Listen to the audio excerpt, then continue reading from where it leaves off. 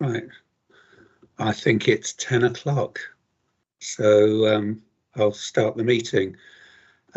Welcome everybody, so that's members, officers and residents who may be watching online, to the Environment Cabinet Panel meeting, Thursday the 3rd of February. I've got to start by making a couple of announcements. So the first one I'll do is COVID-19 attendance at this meeting. Due to the coronavirus pandemic, the Council will be holding this meeting electronically. Members of the public may also attend this meeting in an electronic capacity, and there is a link on the Council's website for them to do so. Members of this meeting are asked to keep their microphones switched off until called to speak, and to switch their microphones off once they have finished speaking. Cameras may be left on throughout the meeting if members wish. Cameras should be switched on if and when speaking in the meeting. To indicate a wish to speak, members should raise the hand function, that's the electronic one, and use of the meeting chat function is exclusively for voting. At the end of the debate on each item of business, there'll be a vote. Members should vote using the meeting chat function by indicating for, against, or abstain, and I will declare the result after each vote. And there'll be breaks of at least 15 minutes that will be held every 2 hours or as appropriate. So on to membership changes. I have here that Marius Artemi is substituting for Rena Ranger. So welcome, Marius. I don't think there are any other apologies. Is that correct? That's right, Eric. Okay, thank you. Now, member interests, going on to ask if any members have any disclosable pecuniary interest or declarable interest in relation to this agenda. No? If that's the case, then my second announcement is specifically to do with the integrated plan budget process. So members are advised that in respect of the debate concerning the Council's integrated plan, including the setting of the council tax precept, the Standards Committee has exercised its power to grant dispensation to all Hertfordshire County councillors from the requirement to declare any disclosable pecuniary interest or a declarable interest. Accordingly, there is no requirement for any councillor to make any declaration of interest in respect of this item of business. Members are reminded that Section 106 of the Local Government Finance Act 1992 provides that if a member is in arrears of council tax for 2 months or more and they are present at a meeting where the council's budget or the precept is being considered, then they should declare this, and any such member must not vote on any matter relating to the setting of the council's budget or the precept. The provisions of Section 106 of the Local Government Finance Act 1992 apply even if there is an arrangement to pay off the arrears. So now I'm going to ask members to introduce themselves, and I'll do it in the order I have here. Tina Bartwaz. Thank you very much. I'm Councillor Tina Bartwaz. I am a Labour councillor in Letchworth North, and I'm also the Labour Party's spokesperson for the environment. Thank you. Thanks, Tina. Now, Caroline. Good morning, members of the committee and anyone watching. My name is Councillor Caroline Clapper. I am the Conservative member for Woodland Division, which covers Radlett, Aldenham and Elstree, and I'm also the Deputy Chair of this committee, the Environment. Thank you. Thanks, Caroline. Lewis?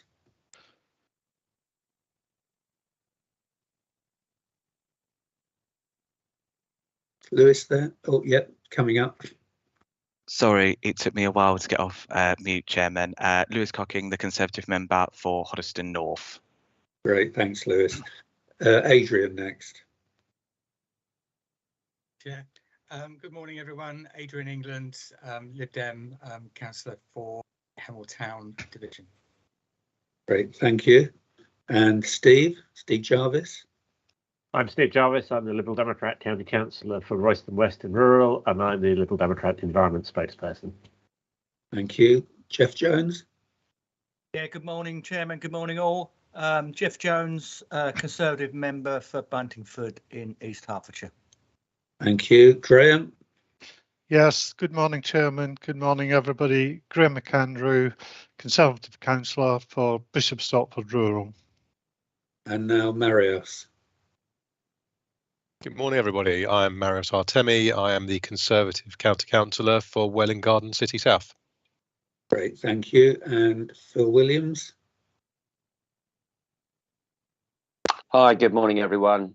Phil Williams. I'm the Liberal Democrat County Councillor for Three Rivers Rural. Thank you. And Steve Wortley. Good morning, everyone. Councillor Steve Wortley, Conservative Councillor for Chestnut Central in the Borough of Broxbourne. Great, thank you, everyone. And I'm Eric Buckmaster. I'm the Executive Member for the Environment and Chairman of this meeting. So we'll now go on to the minutes. I'm inviting the panel to agree the minutes of the Environment Cabinet Panel meeting held on the 9th of November. So if you're all okay with that, could we please agree that?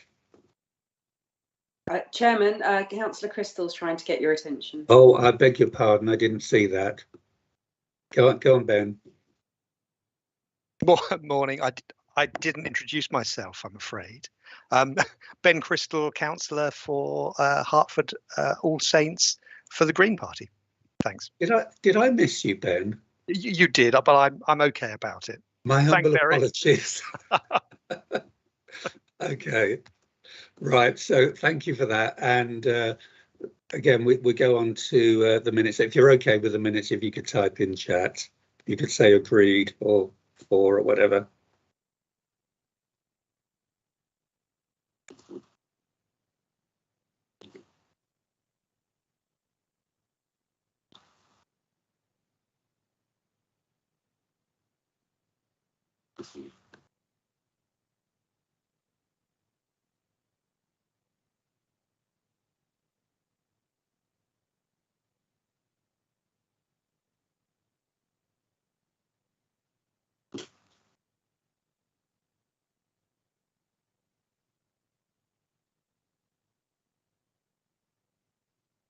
Okay, right. Thank you.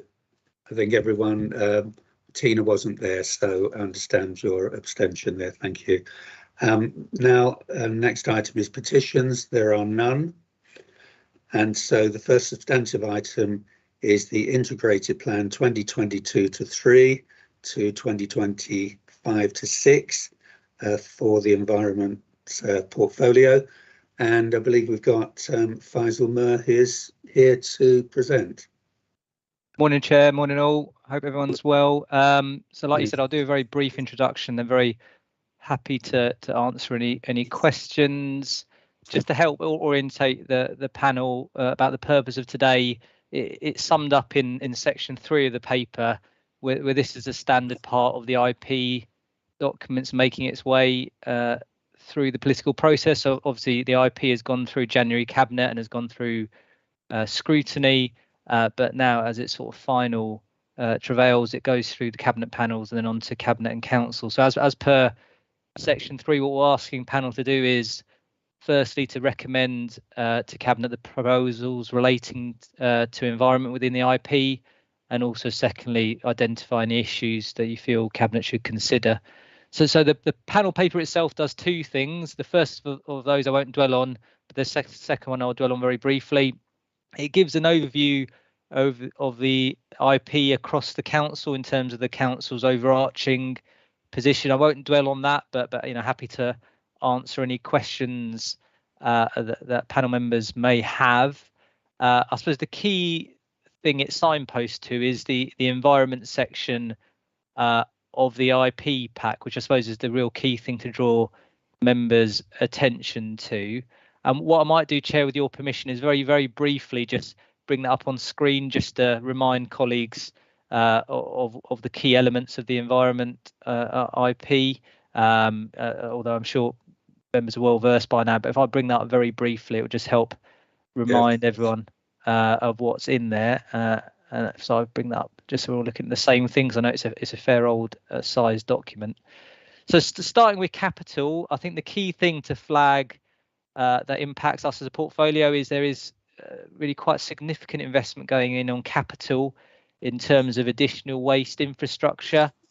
across here, the money put aside for a northern transfer station, money put aside for improvements at Waterdale, Bishop Stortford and Berkhamsted. That comes to the tune of over £34 million on capital.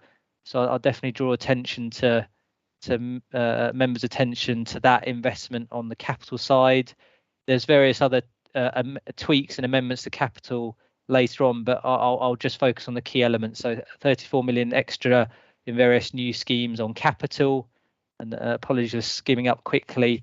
On the revenue side, a number of these items were in the IP in previous years. For example, the £1 million that supports us bringing the recycling centre service in-house from Amy. But just to draw attention to the new items which have been added this year, there is this line of about £400,000, which confirms that the previous announcement for 3 of our biggest recycling centres to be open 7 days a week. And then across really the next few items through from here, for these items from waste management down to sustainable hearts, there's a bit of a theme about putting additional resourcing into some of our key priorities.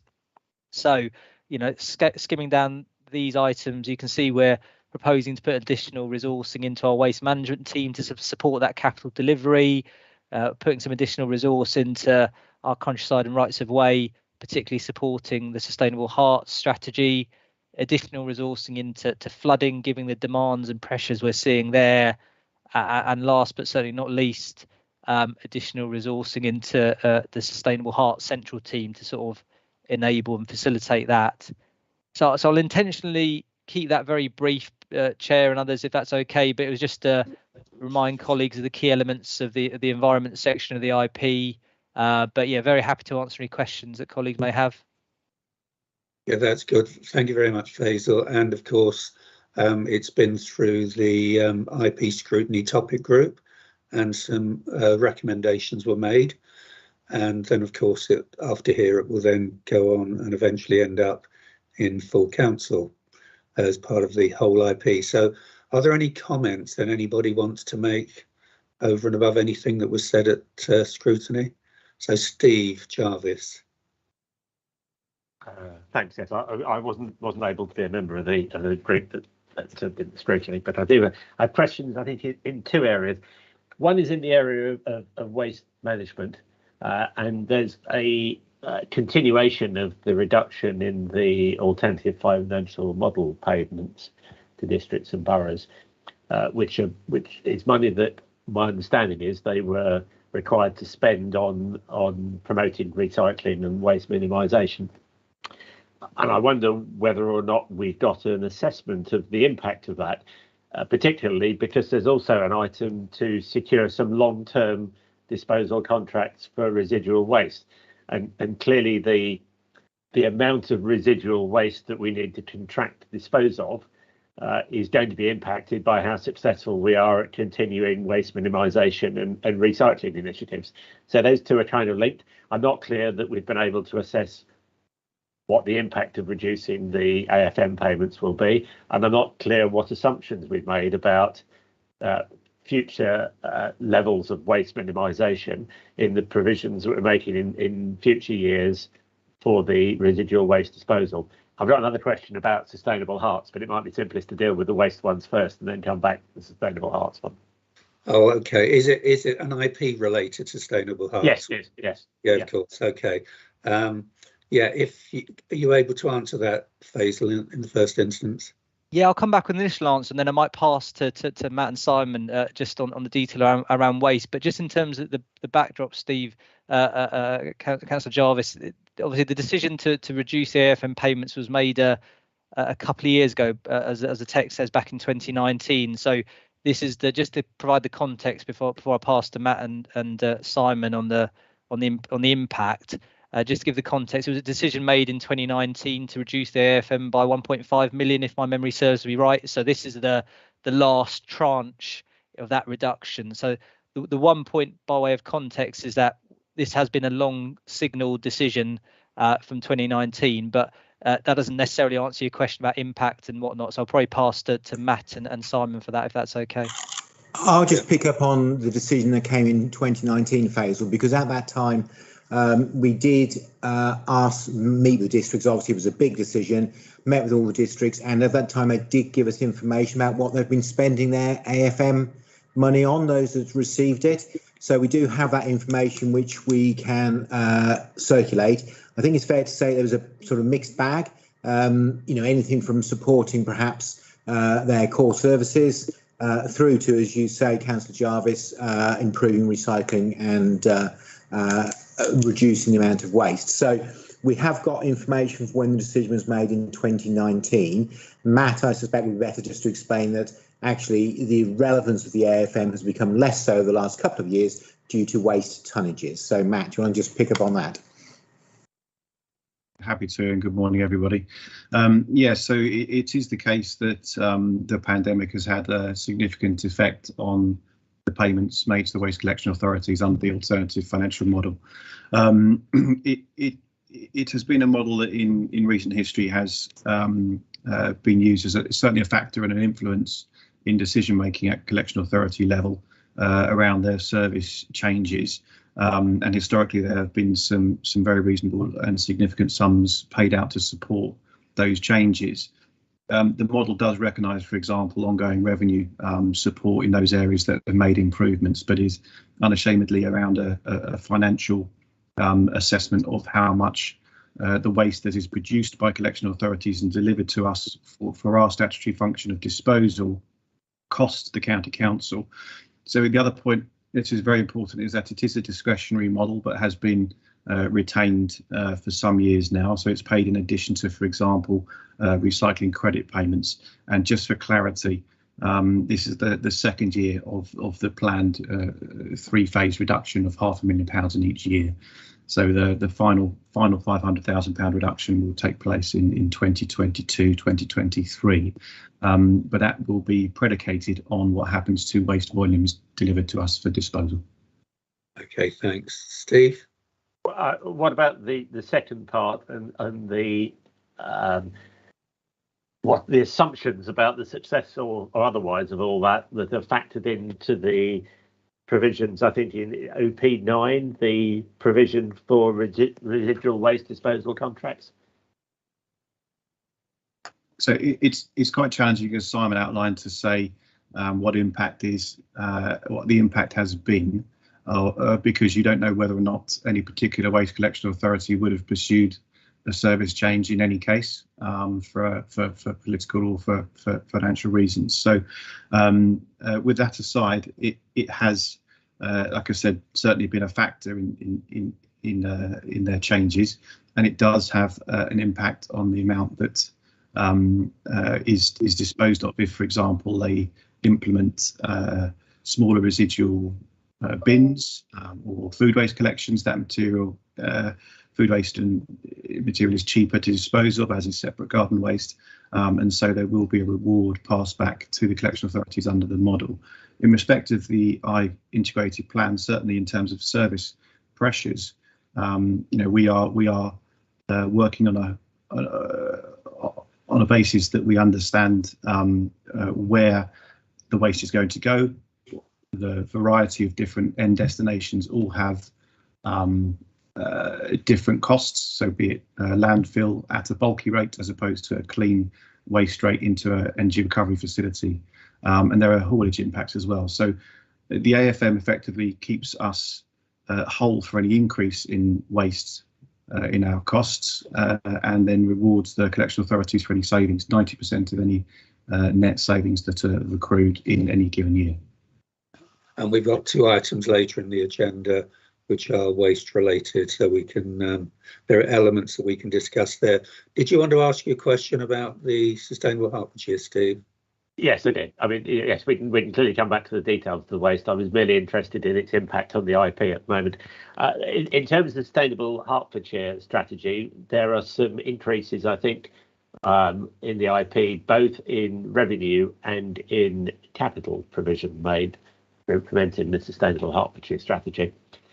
What I'm not clear about is whether or not there's been any assessment as to the adequacy of those amounts to achieve the council's objectives, and I know that Eric, you were also at the HCCSP meeting last week, where Essex said they were spending 260 million on sustainability over a broadly similar timescale. I'm aware that's probably not an apples with apples comparison, but I think there is a real question of I think we're clear that there's a lot required to achieve the objectives, and I'm not clear that we understand whether or not the amount we're putting in is going to achieve everything we need to, or half of what we need to. So what work's been done to assess whether or not the sustainability funding is going to achieve the council's objectives? Can I just comment first, because you raised something? Yes, I was there, and I think there's a bit of sleight of hand in terms of the Essex figures, because they seem to be including anything and everything across the whole of the council. So it's not specifically what they're putting into sustainability. I think Julie will probably want to come in now. The increases in resources for Sustainable Hertfordshire are literally that. And I think we're still going through the capital programme of what we've already agreed, because it was a 2-year programme. But Julie, come in and explain more. Yes, thank you very much, Chair. So the IP does include some additional resourcing specifically labelled as Sustainable Hertfordshire within environment, transport and sustainable growth. And some of that's going to be coming directly to my team to increase capacity, and then also projects and programmes. Then there are additional lines. So, for example, I think Faisal did mention this around the Countryside and Rights of Way and increasing capacity in Countryside and Rights of Way service to deliver Sustainable Hertfordshire ambitions. We also have added in a new line, which is an extra 5 million to help support grants and bid applications. So, for example, public sector decarbonisation. So that's a new line that's gone in. There isn't any addition to the Sustainable Hertfordshire Central Fund, but there are some individual lines that have been put forward by individual directorates which do relate to their delivery of their actions. We have not got individual lines in this IP which will deliver every single one of the 128 new actions that need to be delivered in order to meet all of our ambitions within the Sustainable Hertfordshire strategy. We've recognised that, and there's a piece of work that actually is just starting now with local partnerships to have that critical review of the action plan that we've got at the moment, and reviewing that action plan, which we'll talk about under a separate item on this agenda, and therefore the cost implications of delivery. And that was something that we wanted to be really clear on, and we've been very lucky to engage with local partnerships. They're going to run a pilot project for us with another organisation, with another authority and an economist, to try and work out exactly what the price tag may or may not be relating to the delivery of net zero by 2030 and subsequent target dates after that. So there are a lot of lines in the IP that are relevant, but similar to Essex County Council, we haven't badged it all together and put it as tackling climate change and sustainability, because there are a lot of items in there that will read as normal business or improvements to business that will have a sustainability angle to them. For example, quite a lot of the capital bids have had some additional funds asked for because they want to put on PV, or they want to install EV, or they want to do other things. So it's very difficult to say this is the total amount that will help us deliver Sustainable Hertfordshire. Yeah, I appreciate that. And Essex has clearly taken a different approach, which may or may not be justified. And I appreciate that it's difficult to do the assessment to figure out whether or not we are doing sufficient to achieve the objective. But nevertheless, I think it's important that we try and do that assessment to understand whether or not the funds that have been currently included in the IP are going to get us nearly there, or maybe only halfway there, or and it will require some refinement, but it's a step I think we need to take. Yeah, I think there's lots of stuff behind this, and if you think of, the additional resource is there to attract more funding, whether it's government funding or elsewhere. And if you just think of the success of the decarbonisation fund, nearly 24 million there, and the funding that we're using from revenue and capital for Sustainable Hertfordshire is actually there to enable a lot more and attract much larger figures than we're actually putting in. So there are a number of projects there we're actually either match funding or enabling the government to provide funding for specific projects. So there's an awful lot, but yes, we do need to give an assessment of that. Yeah, thank you. Tina. Thank you, Chair. I just want to echo really what Steve has said, and to also say I'm glad to hear about the local partnerships, as Julie mentioned, because that was what I raised at scrutiny. But I was cautioned on that and the funding that comes from kind of other partners where these ambitions aren't, objectives that they've set themselves. So I guess that's a word of warning and something that I feel continually quite concerned about actually achieving the targets, given funding and given partnership working. So I just wanted to make that point. Thank you. Okay, thank you, Tina. Graham? Yeah, thank you, Chairman. Yeah, like Steve, at the HCCSP, when Essex did that presentation, £200 million was quite a substantial contribution. But what they didn't do was break it down as to what that included or excluded and over how many years. So I think Julie sort of covered that we, as County Council, are doing a lot of investments across all portfolios, and the figure just isn't there yet. Thank you.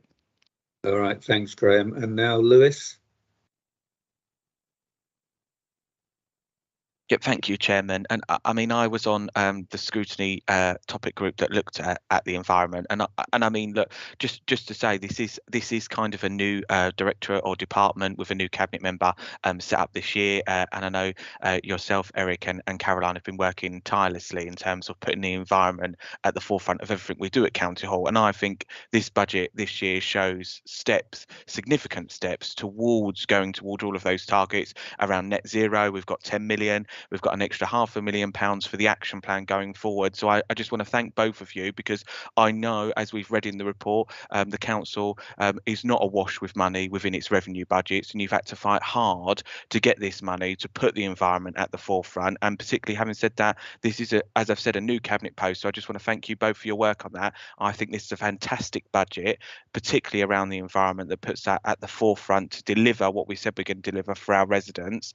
Again, we're punching above our weight, and I fully support, and I can't wait to vote for it at full council. Thank you, Lewis, much appreciated. And yes, you're right. I think there's a big commitment there in terms of what we need in resources and capital, particularly around the waste contracts, which will get us into a really good position. So many thanks for your comments. I haven't got any more comments. Obviously, we will have further debate at full council, as Lewis just said.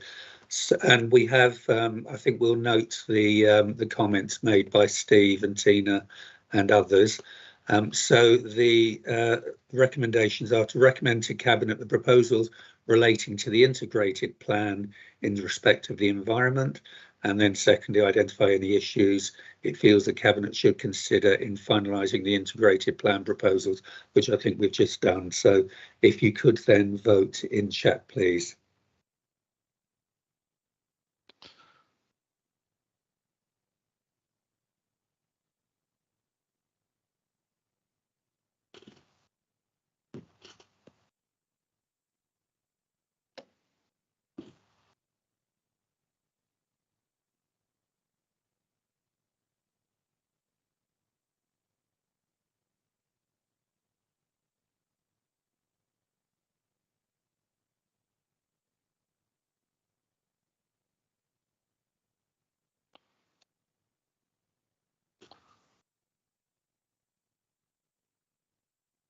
So has everyone voted there?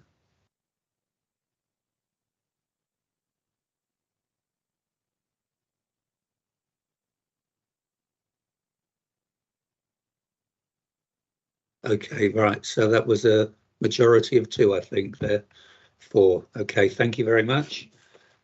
Moving on now to response to motion, which is to update the Sustainable Hertfordshire Strategy and its associated action plan. The motion came from full council to this panel, The motion detail is in your papers, so I think I'll invite Steve. I think you brought it later, but first for Julie to present the response. Thank you very much, Chair. Yes, absolutely. As you say, this report is to consider the motion proposed by Councillor Jarvis and seconded by Councillor Giles Medhurst, referred to this panel to consider, and the motion seeks a review of the Sustainable Hertfordshire Strategy and its accompanying action plan. And just to point to a couple of things that are in the panel paper itself, but also some additional subjects that we need to take into account. The strategy was approved in March 2020 and the action plan very quickly followed, and we always said that they would be organic documents. We would need to keep them under review and that we would bring them back through due process if we were to update the ambitions, the strategy and the actions as well. There's quite a lot of things for us to consider now with regard to reviewing the strategy, and we are very keen to review the strategy. The existing strategy makes reference to a number of things that have moved on considerably since it was approved.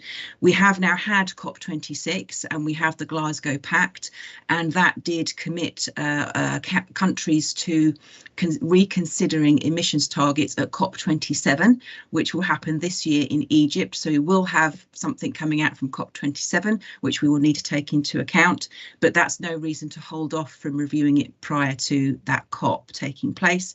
We have had the IPPC report as stated within this panel paper and previous panel papers that have been brought to your attention. We have now also got the Environment Act. We referenced the bill in previous documents, and we now have the Act itself, 2021, and there are specific targets in there that we will need to make sure we're adhering to. We are still waiting for several reams of regulation to come out from that before we know exactly what it is we need to deliver via biodiversity net gain and other targets to do with air quality and waste, etc.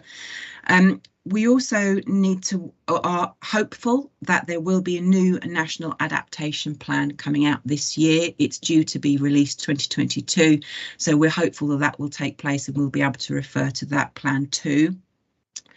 We have got continuing work with WSP and local partnerships, some of which I've already commented, but there are some other pieces of work, specifically looking at individual directorate baselines and how we achieve the 2030, and also, as I said before, the costed actions to be able to deliver on our ambitions. Those are two pieces of work that are happening right now. We also need to wait for the outcome of the IP, as you have quite rightly discussed this morning, and was scrutinised under the separate agenda. And then also we need to make sure we're reflecting the key priorities of the leader, this new portfolio, because as members will remember, we took the previous documents to every single portfolio. We're now clearly marked in terms of the environment portfolio. We need to reflect the new corporate plan as and when that comes forward. And we're also waiting for a review of the health and wellbeing strategy. So there is a lot going on, and we will be taking all of that and the points that were raised via the very detailed motion into account when we review the strategy, but also when we review the action plan. As you'll remember, there's over 128 new actions in there. We may be in a position to take some of those actions away because we've shifted them into business as usual. We may need to reflect some new actions. So there's a lot that does need to be taken into account. We're fully prepared to review the strategy and want to do that this year. I've said in the report spring summer, but actually looking at the panel dates, it looks like we'll be aiming for the July panel meeting in terms of bringing something back to this panel. So as recommendation states, happy to review the strategy. You want to review the strategy, and we will be bringing it back through this panel process in due course. Thank you, Julian. That's very reassuring. So yes, just to confirm, the recommendation is to review both the strategy and the action plan. As the person who brought the motion, do you want to make some comments, Steve? I'm sorry. Yes, clearly there's both an opportunity and a need to review the strategy and the action plan for the reasons set out in the motion and all the ones that Julie has set out in much more detail just now. The question I was going to ask was whether or not the points raised in the motion would be taken into consideration during the review, but I think Julie just said they would be. I understand that consideration doesn't necessarily mean they get incorporated, but I think there are a range of things that do need to be considered. So I think on that basis, I'm happy that we're going to go ahead with the review. July sounds like a reasonable timescale. It's something that should be achievable and is not too far away, because there are clearly some issues that we need to make some progress on where things have changed since the last round of the strategy was produced. And I guess following COP27, we may need to change it again the following year as well. So I think with that assurance that the items specifically raised in the motion will be considered as part of the review, I'm happy with the recommendation. Okay, thank you for that, Steve. I can't see any other hands up. I guess this is, oh, Ben's just come up. Go on. Thanks, Eric. Sorry. Yeah, thanks very much. I think Steve's motion has some really important points in it, and I'm glad to hear that the review is taking place. I just wanted to ask, if I can, Julie. I think we talked before about a dashboard with a sort of projected carbon emissions pathway idea. Where are we with that? Yes, absolutely. We did talk about that before, and we have had several discussions with our colleagues in data, the data team.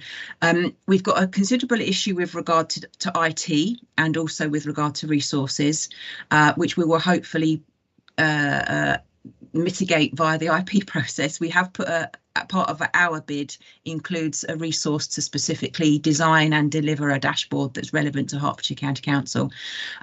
Behind the scenes, HCC are rolling out what's called Power BI, but that hasn't been rolled out across every officer yet. We're hopeful that we will be able to use Power BI to be able to deliver the dashboard.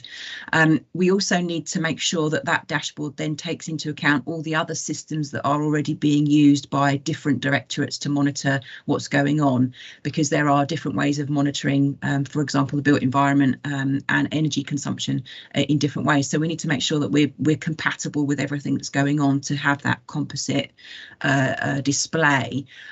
So we have put a bid in the IP for some additional resources specifically to help us with data. As I said, we're still ongoing with our work with WSP.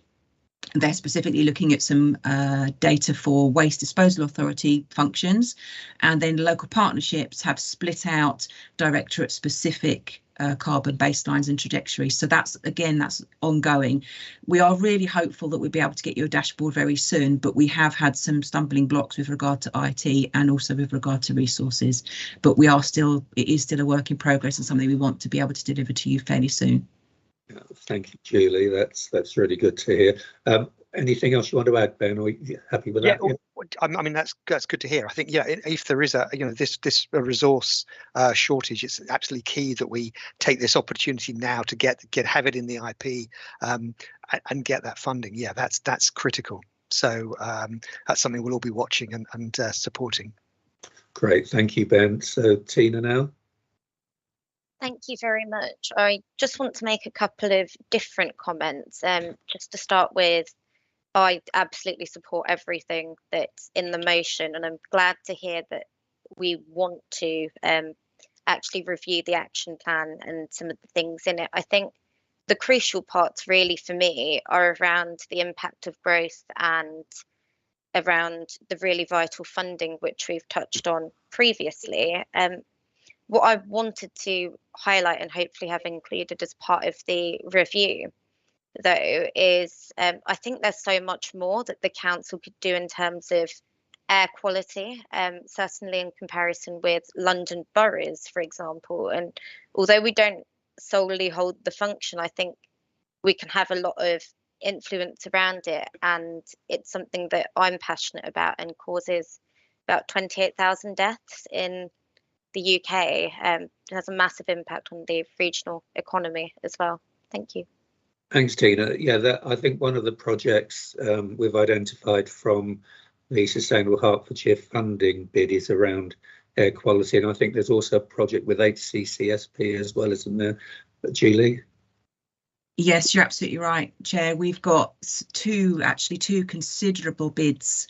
One was 100% funded via Sustainable Hertfordshire, and that was to the tune of over 100,000 to purchase are a specific air quality monitoring software, and that's just about to go out to tender to market now. We've had some pre-market engagement and some defining of the scope for that particular software to be procured.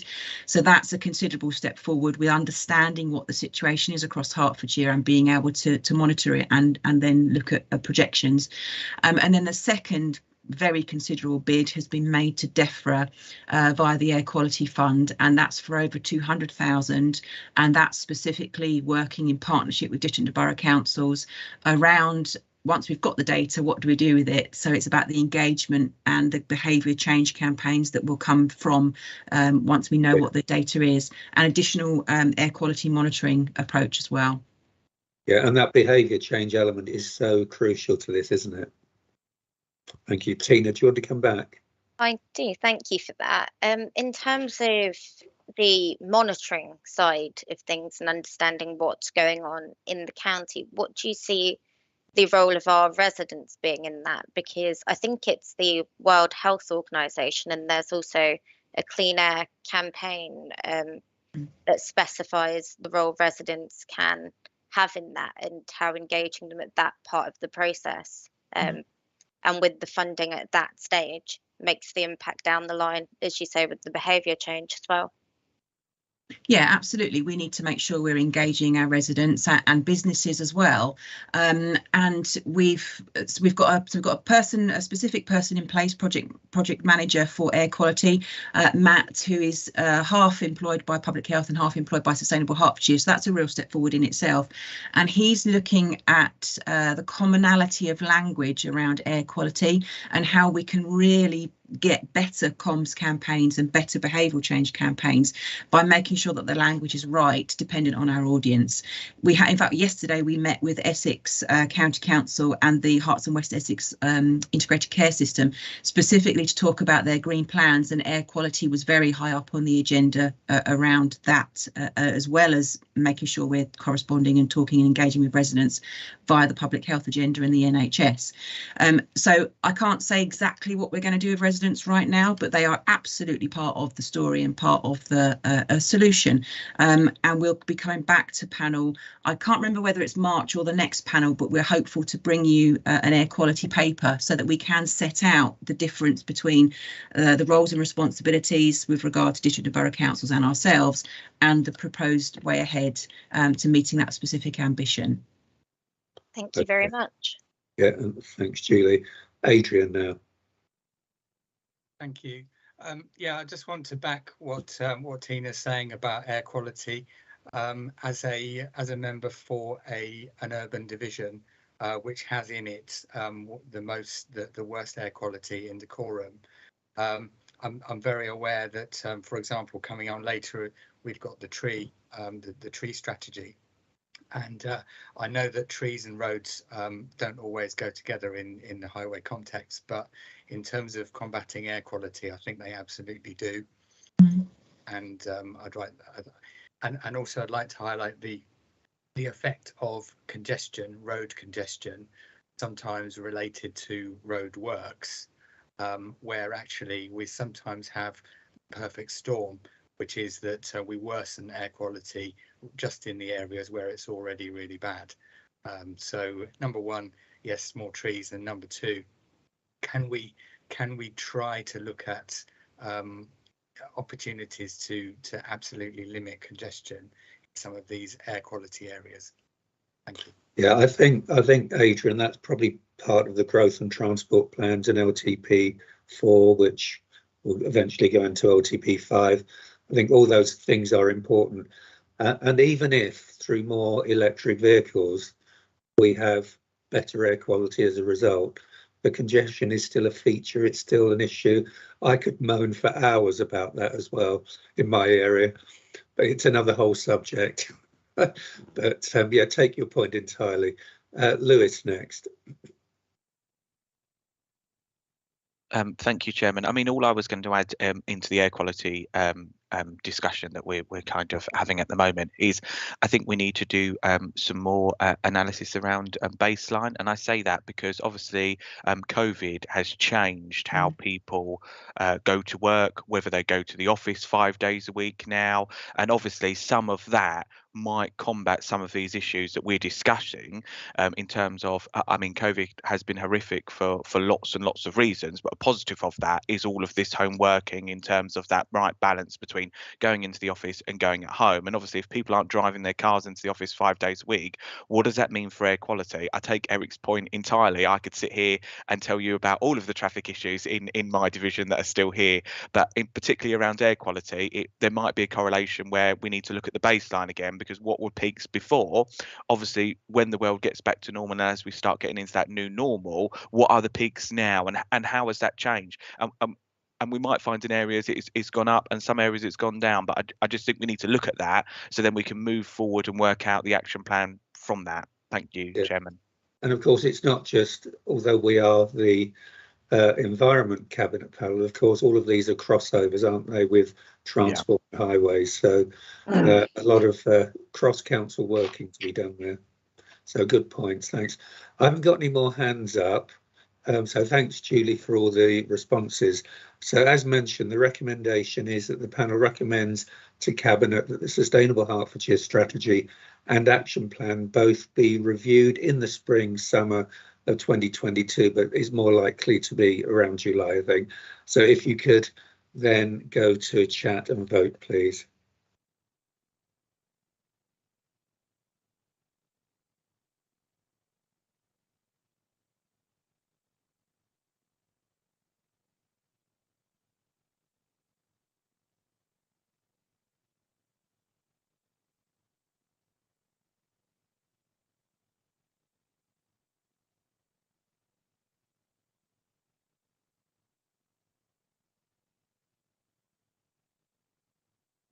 Okay, I think everyone's voted, so yes, that's all agreed, and I think that was unanimous.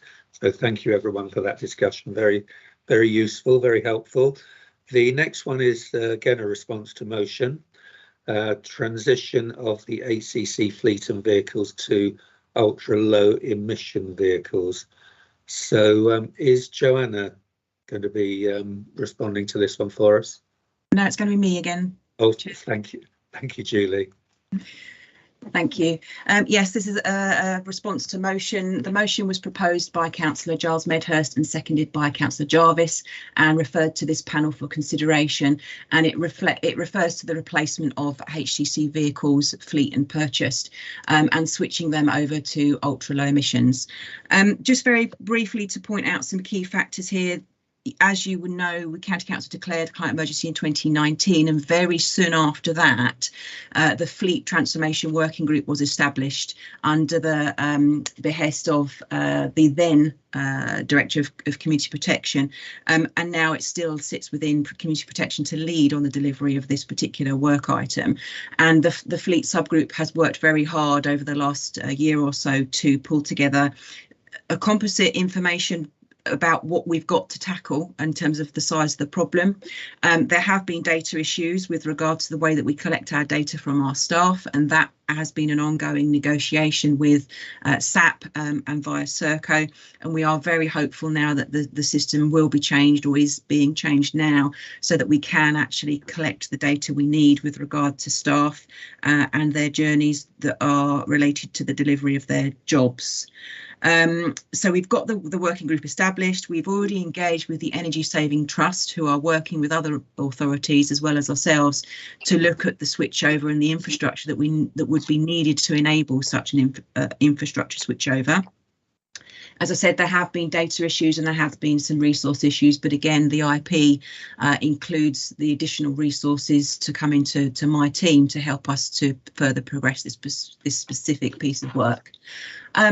Just to highlight that there are also issues around the type of vehicle that we need to switch over and what's available on the market, and in terms of technologies, and also shortage of supply. So if the technology is there may be a shortage of supply, but also the technology often isn't there in terms of what we're seeking for our service vehicles. We have already made the switch over with regard to our fire appliances as a short-term step, with the view to a longer-term replacement via the normal vehicle replacement programme. I'm sure you'll all understand that we've got fairly considerable fleet. We can't just switch it over overnight. We need to make the best use of the vehicles we've got, and then as they come up for their normal switchovers, we will look at what's on the market, what's within budget, and what will meet our service needs. So absolutely support the switchover, and we've already established the fleet working group to be able to enable this to happen.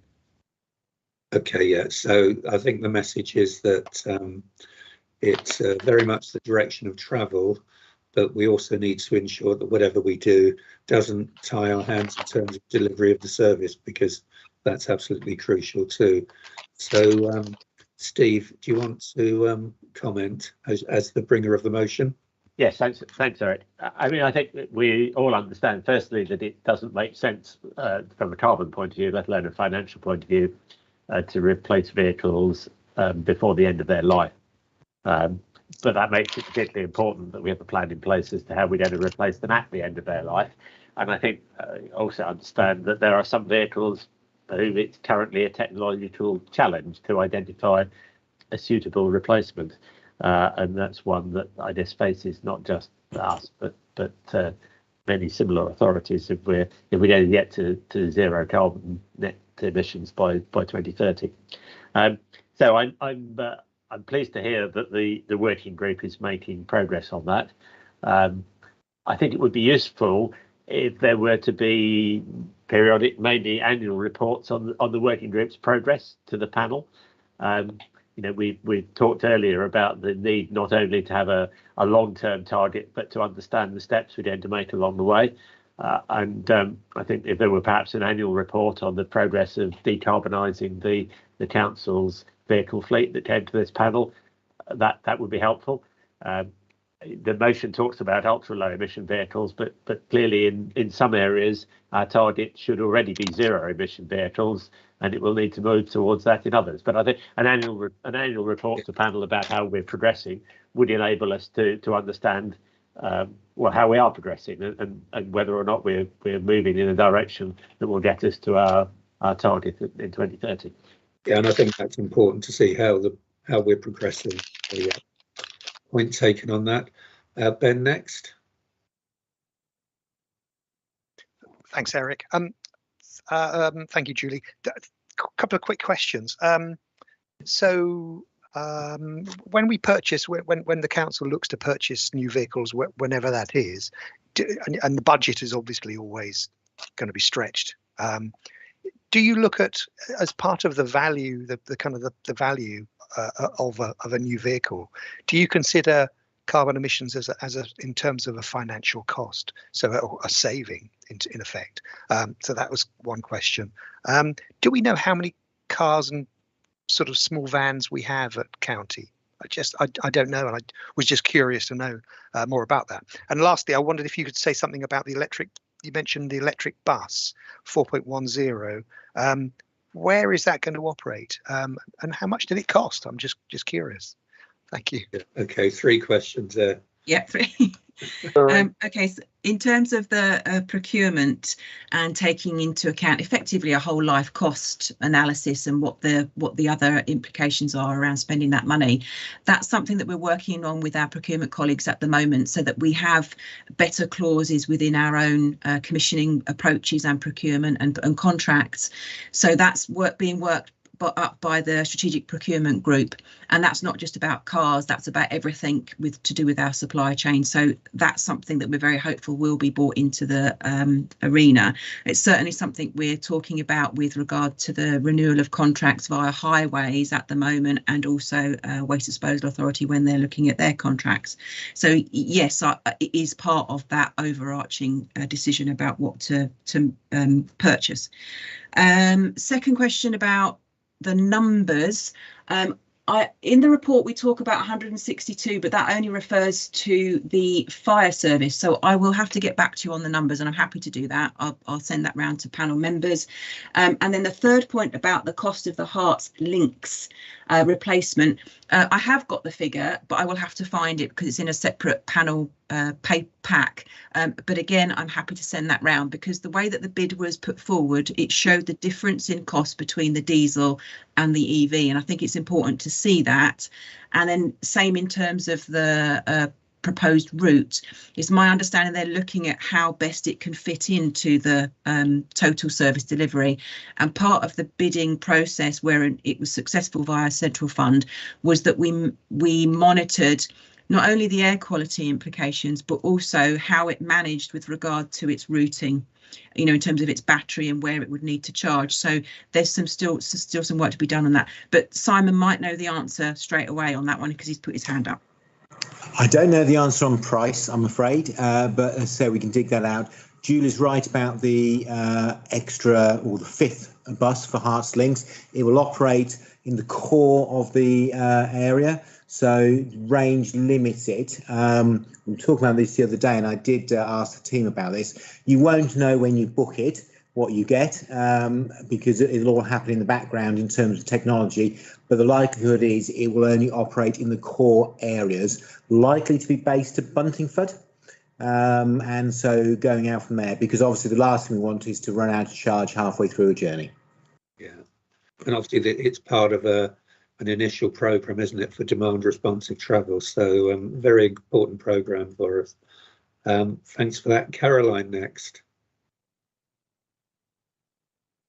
Thank you very much, Chair. No, I just wanted to kind of reiterate all of the hard work that Julie's been doing. I mean, I know that she's also been spending a lot of time speaking to district councils about exactly, you know, what they're able to achieve. I mean, I've been very happy to see the work that's been done with our fire engines, with the change of vehicles and the mixed fuel that they're using, which is much better for the environment. I know that you know, quite a few of us here are actually twin hatters and also work on district councils, which have also declared climate emergencies. And I mean, in Hertsmere, speaking specifically, I know that we have been looking into this, and a lot of the things that we have looked into, we've been very much hampered by the technology. For example, we worked out that for the size of vehicle, our little street sweeper vehicles, we could change them all to electric vehicles. But when looking at the size of batteries needed for our actual refuse vehicles, it just, at this stage, you know, isn't possible due to the weight of the batteries. But I'm just really pleased to see that, you know, this kind of whole sustainability agenda seems to be the golden thread that's running through not only every single portfolio within the county council, but it's also spreading over to the district councils. So it was just, you know, a thing to say that anyone who is a twin hatter as well, I think needs to make sure that they're still, you know, flying the flag and banging the drum on this, because, you know, it all feeds down through. So very much supportive of all the work that Julie's been doing. So thank you very much, Julie, for all the work you've been doing, not just at the county council, but secondary, working with all the district councils as well across the whole of Hertfordshire. Thank you. Yeah, points well made, Caroline, and it's why this portfolio exists, really, to make those connections. And as you say, many of us are twin hatters, and Graham's here of chair of HCCSP as well. So lots of good links. Jeff was next. Yeah, thanks, Chairman. Yeah, just a couple of comments, but one on the Herts Links battery operated bus that will be coming later this year. Yeah, I'm really good to see that will be based within my division in Buntingford, of course, and that might help us infrastructure-wise with a charging facility. I'm sure that will be at the community centre where it's currently used as the hub. So yeah, good to see that, and I was hoping that was going to be the case. But really, my comment was going to be about the, you know, transforming our fleet to sustainable measures.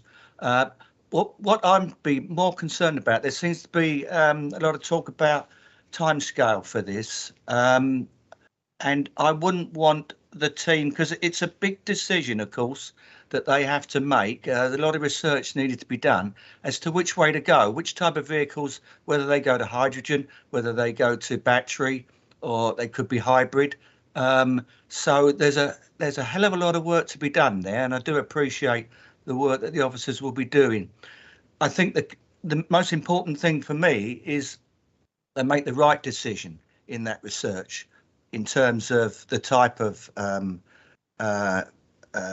whether it be battery or hydrogen, because as we know, technology is changing so rapidly.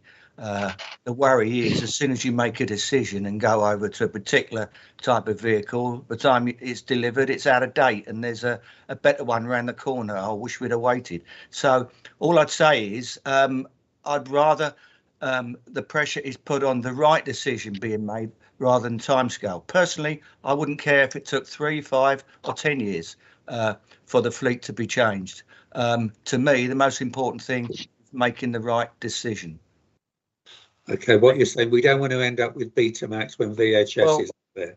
Absolutely, Eric. Yeah, we've been there. I was a Betamax man, you know. No, again, point taken, and it's about getting the right balance.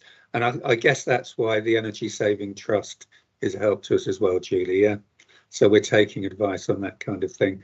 Lewis, now.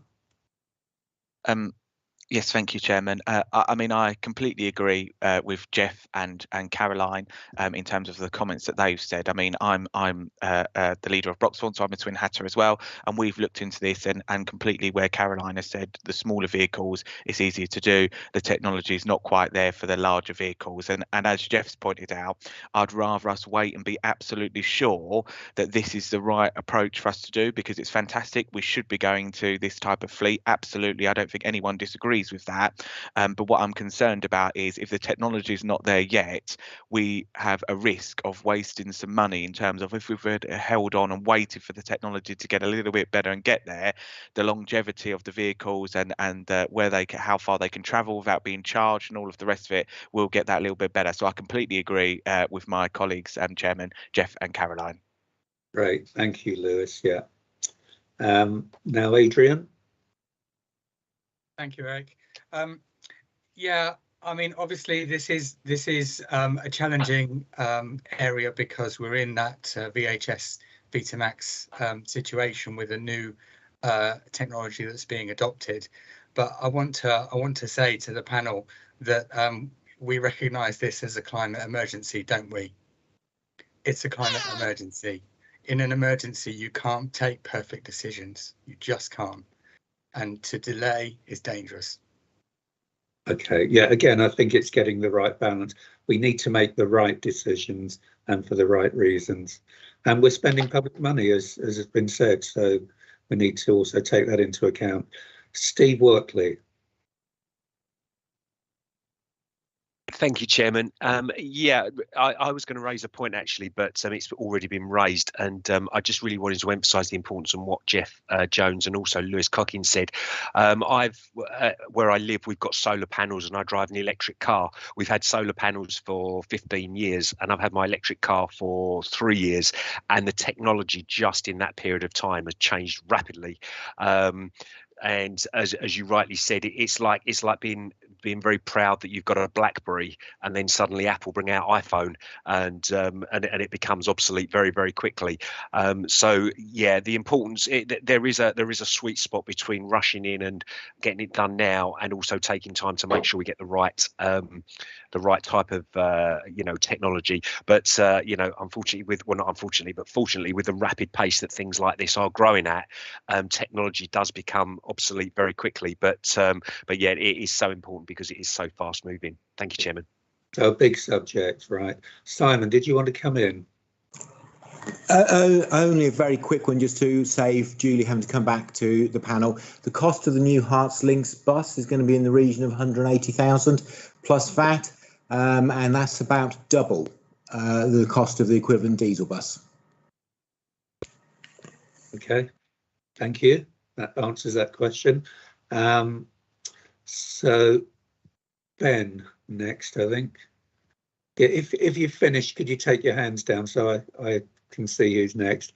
But yeah, I think Ben was next. Yeah, so, sorry, a quick comment. I think, you know, a lot of discussion about how technology is changing rapidly. I think it's important to recognise that actually, so what we say when technology is changing rapidly, what we mean is the costs are coming down on the technology. You know, electric cars. Just what's happening is the prices are coming down and the range is improving. So actually, it's you know.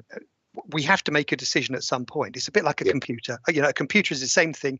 You can hold off purchasing forever because it will always improve. You will always get a better thing in the end. But we have to make a decision here. We can't prevaricate forever, and it's important to recognise that when technology is changing, at some point, sooner rather than later, we do have to make these decisions. And I think that's understood. Yeah. And as I say, the recommendation will be to continue the work. But Tina, did you want to come in maybe a final point?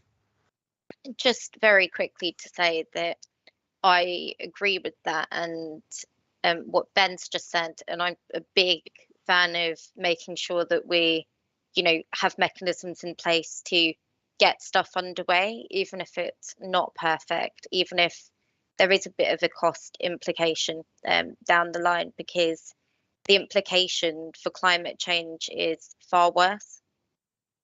Understood. And I think there may be opportunities whereby there may be grants available for certain projects which may partly fund the difference. And these are the kind of things that we need to be looking into. But look, this was a really good discussion. So I appreciate all of you and your participation. The recommendation then is to recommend to Cabinet the continuation of the work of the Fleet Transformation Working Group to fully explore options for a transition to ultra-low emission vehicles. So if you could all go into your chat now, please, and vote. Eric, can we add that we'd like them to report their progress to us annually? Yeah, I think take that as read. We'll provide a report. It might be annually or at the appropriate time when there's something significant to report to, but it's definitely an ongoing agenda item. Yeah. Just to add to that, Chair, if I may, in terms of reporting back, we did previously agree that we'd report to this panel every 6 months on general progress. So we have reported progress on fleet within that general update, and the next one will be coming to this panel in March. So we will have some paragraphs in that March paper about the progress of the fleet, but happy to come back with a separate standalone item if that would be of benefit. But I think to say an annual, we might miss out on some really significant information to bring back to you. So I think it's as and when, and it's not going to drop off the radar. Okay, it's an important subject. Everyone voted?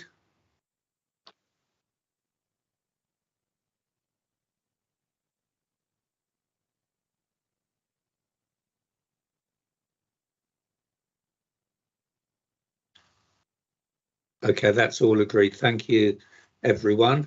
Next item that we've been anticipating is the draft corporate tree and woodland strategy. I've got Tony Bradford. Is Jeremy here as well, or is it just you, Tony? Jeremy is on the call as well, so he'll be able to input on more technical questions as we move forwards on this piece, Chairman. Thank you. Yeah, please go ahead. Okay, so thank you for the opportunity to talk to you this morning and share this report.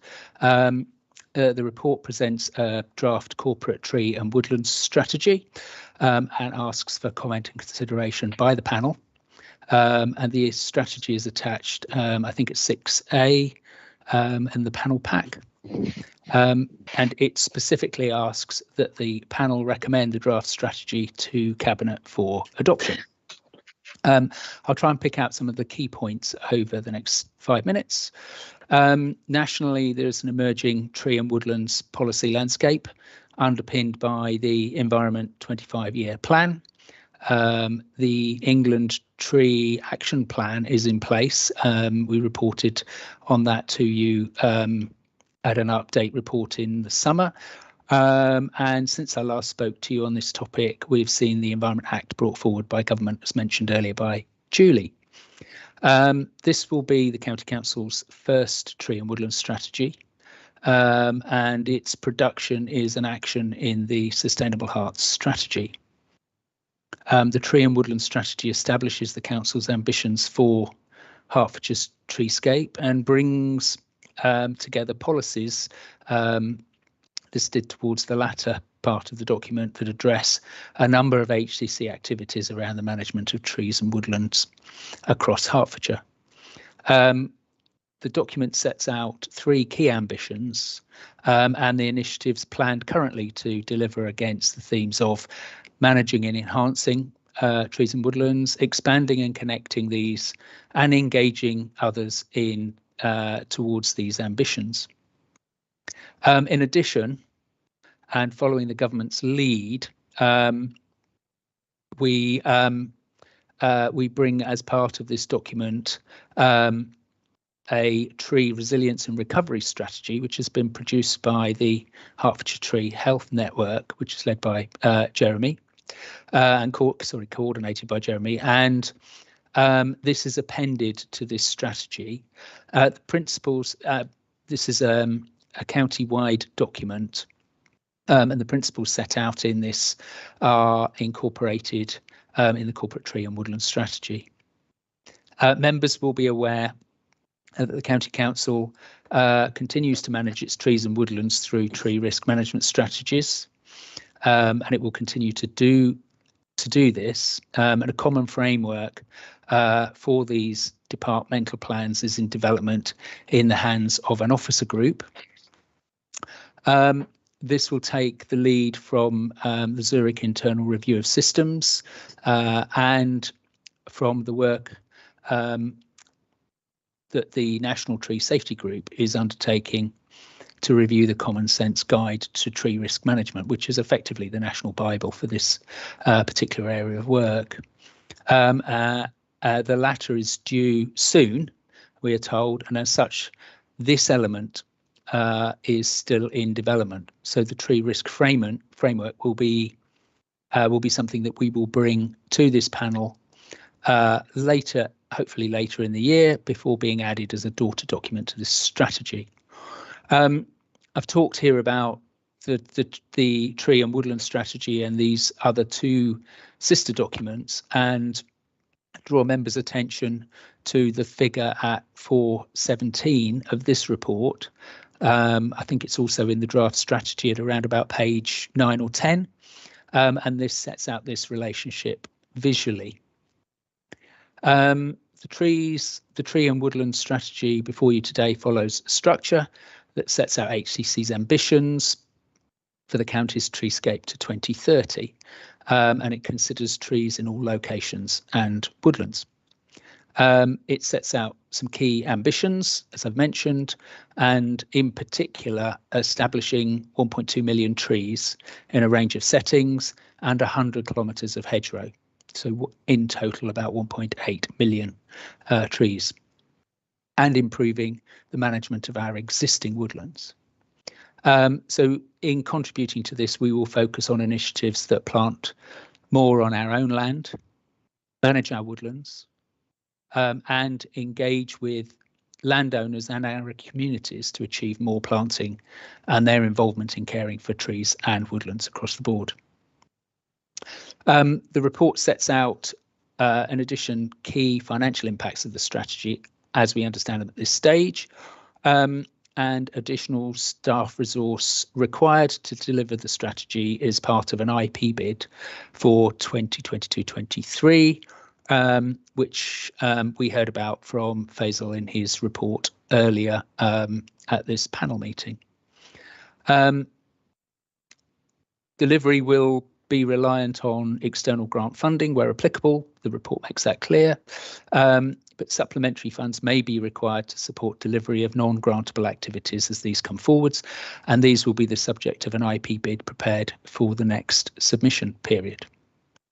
I think that's all I'm going to say at this stage, Chairman. If there are other questions, be happy to take those. Thank you very much, Tony, and thanks, Jeremy, for the work that's gone into this.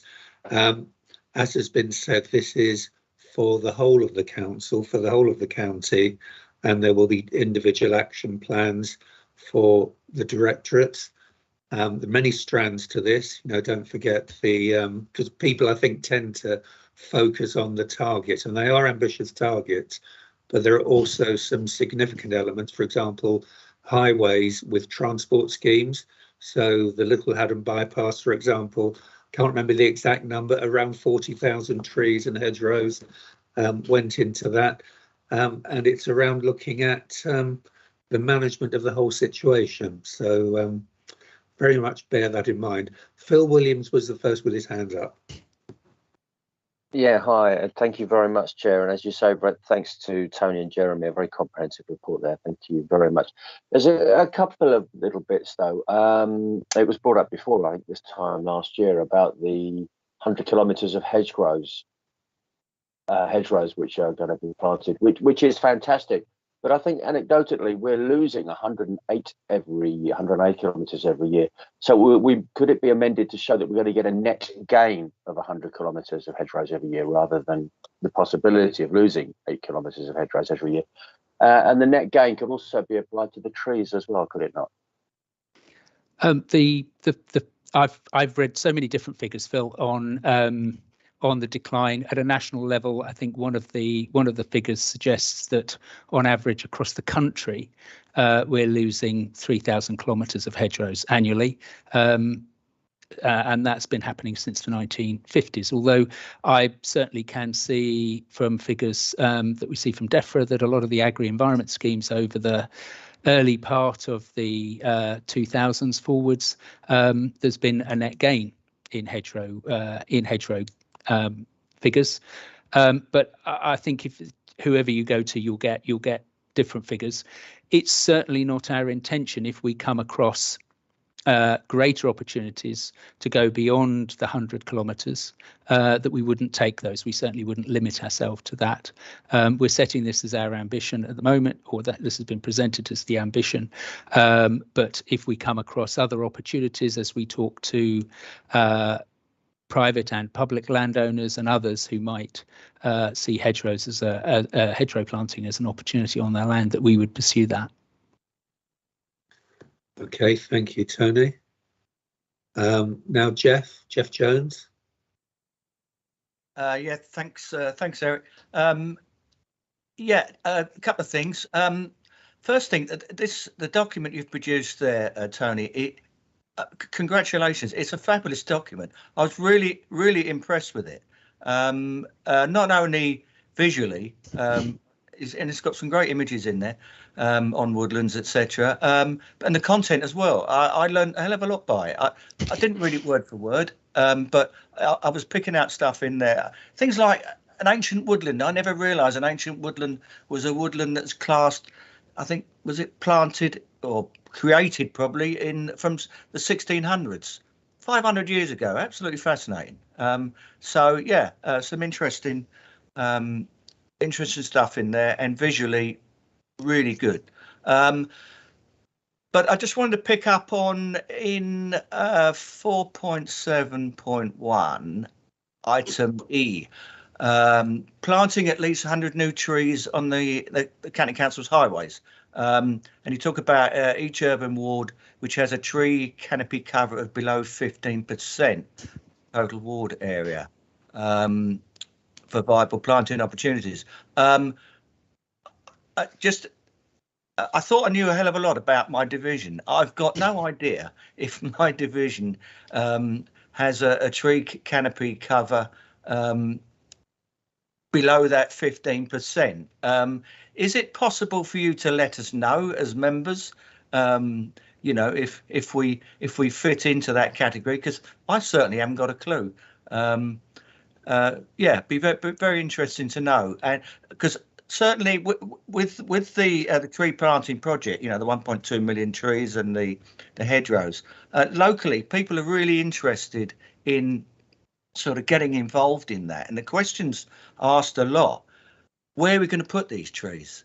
I think that's one of the issues, and it's a difficult one to answer. Obviously, highways are using their assets on highways, etc., things like that. But I just wonder that there is a desire locally to plant these trees, but people aren't really sure where we could put them. So, is there some sort of advice we can come to at county where they can help us? I'll bring Jeremy in a minute. I think that's part of the challenges around engaging local communities, and I think that's in the paper actually, because in order to meet these, we need everybody involved. So it's not just districts, parishes, and towns; it's actually community groups. So I think that's where the level of engagement really needs to be. But it is in the paper that's referenced. Did you want to say something, Jeremy? Can I just jump in very quickly and say, Jeff, thank you. But I'm going to say thank you on behalf of Jeremy, because and I'm really pleased he could be at the meeting and hear your praise for the document that he's produced. Well It's Jeremy's brought together a lot of other officers within the county council to bring as many heads as possible into the development of this document.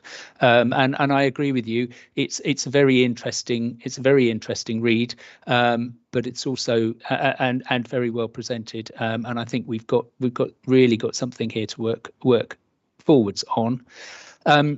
The tree canopy cover element that you've mentioned, this is a really interesting piece of work in that it's been undertaken. We've recruited a team of volunteers to gather canopy data using an established citizen science initiative called the iTree Canopy. And that's how we've undertaken this assessment work. Perhaps I'll bring Jeremy in here to give you a little bit more detail and to tell you how the breakdown of canopy ward data might be available. Thank you. Thanks, Tony, and thanks, Jeff. So iTree Canopy is a national programme.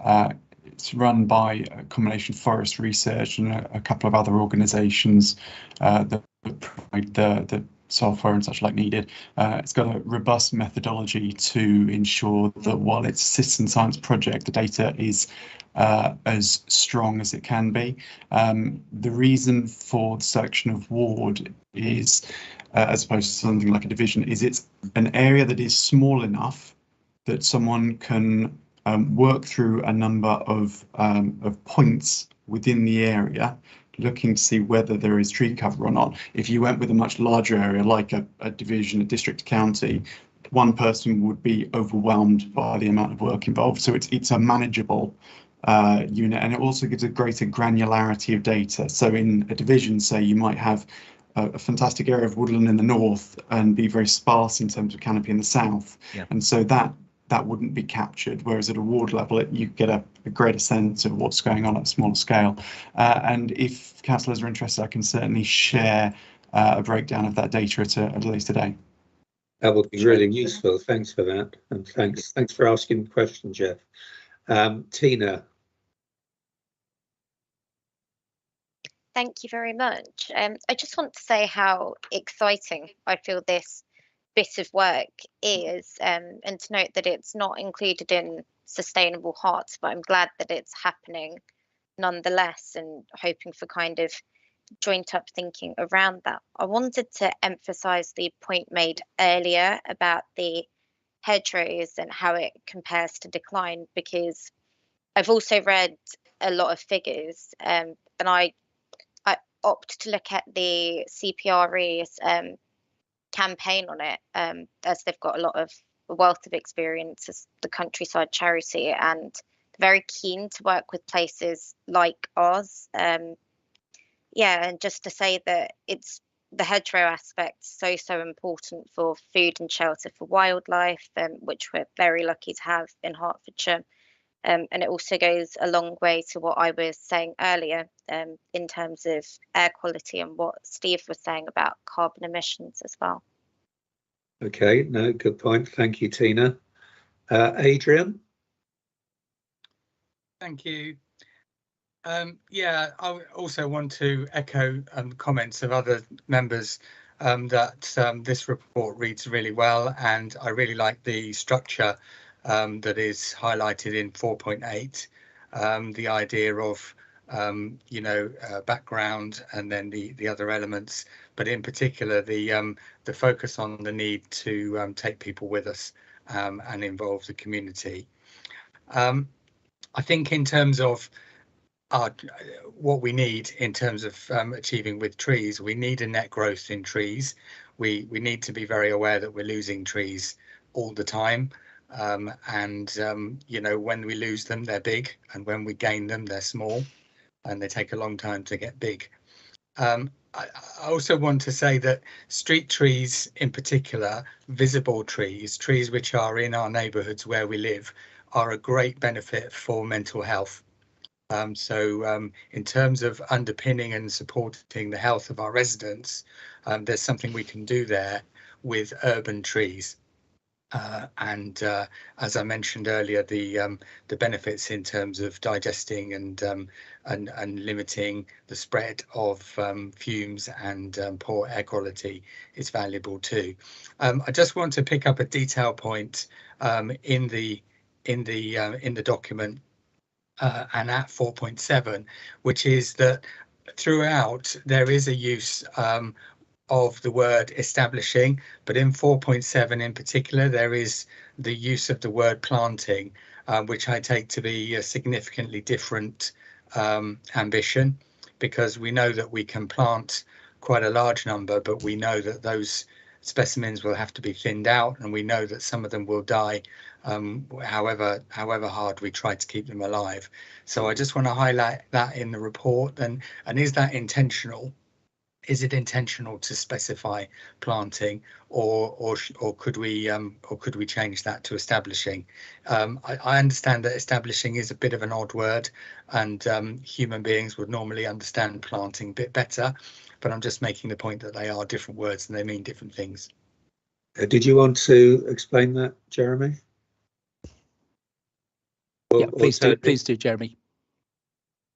Yes, thank you, and thank you, Adrian, for the question. The word is. Okay, the word is. Oh, you're breaking up, Jeremy. Jeremy's been planted, but he has not become established. Tony, while he's in his predicament, are you able to answer that? So I was going to pick up on the. I think you're right, Adrian. The word established is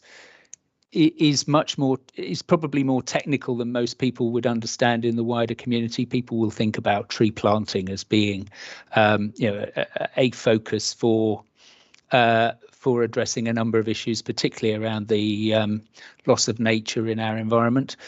Establishing from a technical perspective considers the process of getting the trees in the ground, procuring the trees and getting the right trees in the right place, and then putting them in the ground, and then ensuring that in the longer term they're not they're protected against pests, and that their root system develops so that they become part of the landscape, rather than, as you say, immediately dying and being a waste in effect. But equally, in the longer term, it is about establishing habitats, and depending on whether the woodlands are productive or have more of a nature conservation consideration, then that will sort of influence the way that they're managed going forwards. But that's all part of the process. I just wanted to pick up on something that Tina had said, that actually this strategy, the production of this strategy, is an action in the Sustainable Hertfordshire strategy. But in addition, it forms a part of the delivery of other aspects of the Sustainable Hertfordshire strategy across the board, and in particular our ambitions for improving nature in Hertfordshire. I think Jeremy's back online, so perhaps he can pick up the point about the use of the word planting. Yes, apologies for that, internet issues. So establishment is intentionally used throughout. In the case of 4.7.1e in the report, the focus on 100 new trees per ward. Is that where you were particularly? So in the case of highway tree planting, that is currently taking place always through planting rather than through natural regeneration. It may be off the back of a current piece of work, there may be some opportunities to explore natural regen along the highway, but I would suspect that the majority of highway tree establishment would still be through planting in that street scene creation sense. Thanks, Jeremy. And some of the things you were picking up on, Adrian, around the managing, the service provides, Countryside Rights of Way provides services. There are green space action plans across many of our districts and boroughs. We've got friends groups. I've been involved in plantings in several places with many of the friends groups. And of course, the nurturing, when they are small, it's people who are around who can ensure they survive and water them, look after them. But yeah, the management, the coppicing, all those things are all relevant points. Ben, next. Thanks, Eric. Yeah, I don't want to add to the size of Tony and Jeremy's heads anymore, but it's a really great piece of work, and congratulations. It's a really great strategy. I just a couple of things. I really love the Ambition 3, that the community work. That's fantastic. Just a couple of quick questions. The Countryside Stewardship grant, can I'm being hopeful here. Can you apply for that for highways land? I'm guessing you probably can't. The 10 kilometres of hedgerow on highways does seem kind of to lack a bit of ambition. I know it says at least, but it's still depressing. But I was interested in TWSP 14, the regeneration versus planting sort of idea, and I wondered if you could say a little bit about where do you see regeneration versus planting, because obviously I think regeneration can have some significant benefits, cheaper and better carbon, I think, better for wildlife. So I just wondered if you could say a bit about that. Okay, so Countryside Stewardship is an agri-environment grant scheme. It's the current agri-environment grant scheme, and will be replaced at some stage in the near future with environmental land management scheme. These are grants offered to landowners who have registered land with the Regional Payments Agency, much loved by most landowners, and so it is highly unlikely that highways land would be registerable under that programme, and therefore a recipient of that scheme. To pick up your point about hedgerows on our own land, I think the work that's being done around this, looking to assess the availability of land that is highways land and could support this kind of planting, is underway, and some of the assessment has been undertaken remotely, and this will be analysed at a more detailed level on the ground. Further, I believe there's a report being authored at the moment that will be taken to Highways and Transport panel soon. Picking up on your point around the proportionality, in regard to why 10 kilometres on highway, kind of sort of given a bit of an insight into that. But the other point I think to make is the road network really only takes up a small part of Hertfordshire's landscape, and farmland makes up about 60% proportion of Hertfordshire. Obviously, it differs per district, but proportionally across Hertfordshire, that's the kind of average makeup. So we feel there are greater opportunities there. But if on highways land we are able to identify larger parcels that might establish sort of woodland planting or hedgerow planting greater than than 10 kilometres, then obviously we'll pursue those. You made your final question was regarding regeneration, and this is an approach to establishing trees that effectively considers national seed source and local seed source being more important for woodland development than planting trees. It may be initiated through a range of different approaches. I'm aware on a couple of landowners' land across Hertfordshire where woodlands are being managed through coppicing, and what we would term as the lop and top, so the waste branches that haven't been taken off as product, are then scattered around an area that is to be a new woodland or a new extension to that woodland that's been fenced to remove grazing animals or browsing animals, and the seed source then is added to the ground flora, and the trees grow from those seeds. Equally, there's another example in East Herts that I'm aware of where a large proportion of woodland has been planted, fenced from grazing animals, and then just left, and quite a large component of the woodland that's developed is actually brought in by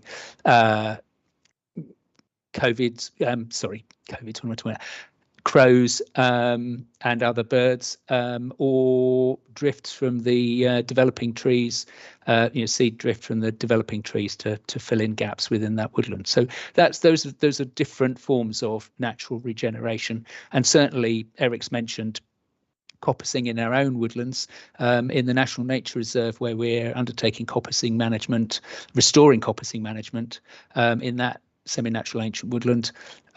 New regeneration of trees is coming from the seed bank that has accumulated over hundreds of years. Good, excellent. A lot of detail there for us. Thank you for that, Tony. Moving on to Caroline. Thank you very much, Chair, and thank you very much to the officers for all the work that they've put into this. I'm very supportive of this. I think it segues beautifully from the work that we're doing on the Queen's Canopy, so it really dovetails in very well. Just picking up, I really agree with the points Adrian made actually about urban trees. Been doing a lot of work into what constitutes and makes a happy place for our residents, and actually this is one of the most important things that we can do with regards to our urban trees, to make sure that they're happy to kind of not just live and not just work, but actually to be in our areas. So I think that's really important. Just a very quick question: would it be possible for us to get a totalizer, maybe an annual totalizer of the trees being planted in the area? Thank you very much. Thank you, Caroline. Certainly, it's our intention that we would be reporting on progress with the strategy as part of Sustainable Hertfordshire Strategy updates. So I would think that would be something that could be developed as part of that reporting process. Yeah. And as it's all directorates, we need to try and capture all of that. So good question, Caroline. Thank you. Steve Jarvis now. Thank you. Yeah, there's a lot of really good stuff in here. I mean, clearly the planting of trees, one of the constraints on planting as many trees as we wish is availability of land. So I'm pleased to see the proposal to provide 100,000 trees for people to plant on their own land. That's certainly something that was done on a slightly smaller scale in North Herts. It's been very successful. We've encouraged lots of people to plant trees that they wouldn't otherwise have done on land where a local authority couldn't plant them. So that's really good. The question I had is that how does a tree strategy fit in with the council's growth agenda? Because we're in the business of creating new communities, fairly large areas development, working with boroughs and districts, of course, and that presents both an opportunity and a threat, doesn't it, to the tree strategy? And I wonder how the tree strategy relates to that growth agenda. This is a good question. I think one of the points to make here is that the Environment Act is and the regulation that follows that is going to be introducing a proposition around biodiversity net gain, and that will be a requirement, or we believe it will be a requirement. There is work already being done elsewhere within the Directorate to consider how we will deliver on this, and I certainly see it as being part of the net gain agenda for biodiversity, that we will see net gain around woodlands where those are being lost through development. Yeah, and again, I guess it depends on where the development's taking place as well, because there may be opportunities where if there is a development of somewhere that's taken out of the green belt, for example, then there is an opportunity there to include that in the landscape master planning. So I think we all, as has been mentioned before, we all have a role as twin hatters, where we are to ensure that our districts and boroughs are including those policies as well, over and above whatever the regulations might say, if possible. Okay, I don't see any more questions then. So I think we're able now. Thank you. Again, another useful discussion. I think we're all on the same page with much of this, aren't we? And we see the benefits of having this strategy. So we're now asked to note and comment on the content of the strategy, which we've done, and to recommend the draft strategy for adoption by Cabinet, acknowledging that while various funding routes have been identified, further internal and external funding needs to be secured. So if you could go to your chat and vote on there, please.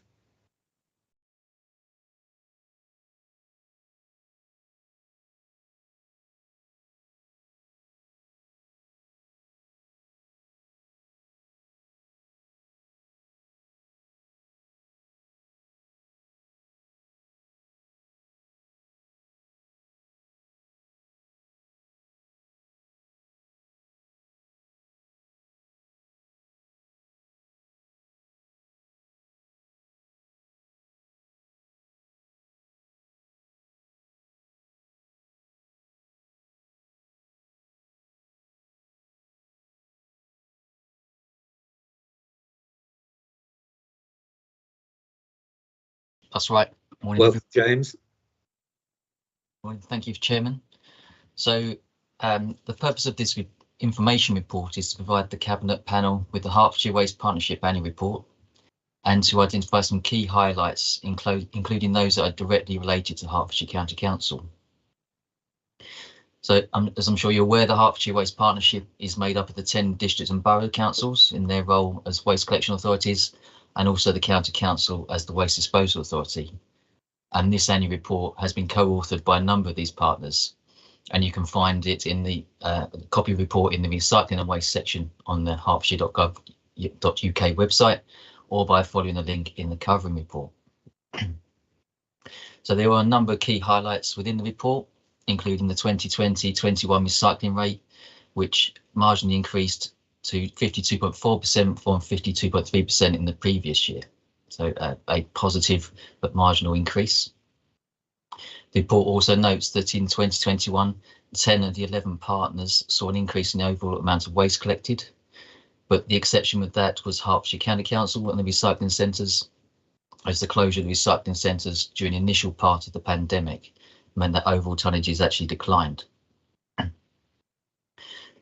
The report also highlights that the partnership managed an additional 34,000 tonnes of waste during this period, or material, should I say, compared to the previous year, which included an additional 10,600 tonnes of recycling. And again, this is primarily the result of the pandemic, with more people staying at home and producing more waste for collection. So despite the increase in volumes of material, the overall percentage of waste diverted from landfill did improve, increasing to 84.4% from 83.8% in the previous year. So although this is welcomed, it does hide the fact that the amount of residual waste that was sent to landfill, and that is the waste that's left over after reuse, recycling and composting, did actually increase during the period.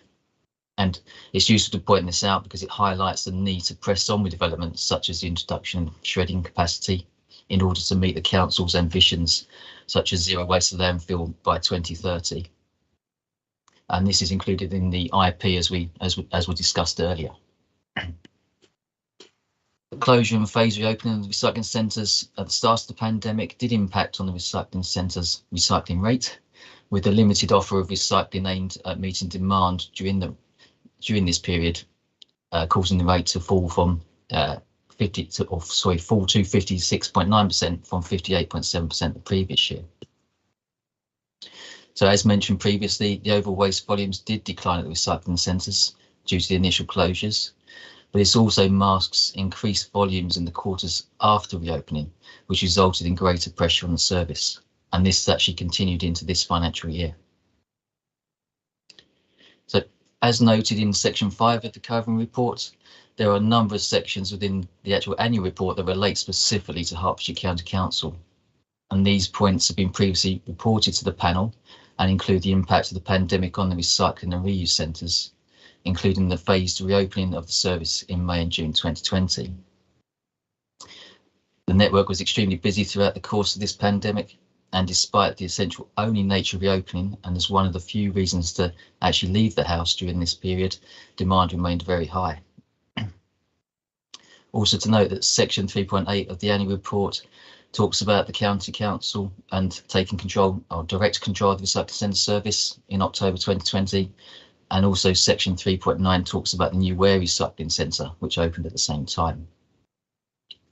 Just like to note about the impact of the pandemic on the reuse centres, which had to close during lockdowns as they was classed as non-essential retail. And this impacted on the income received through the service and the amount of items reused.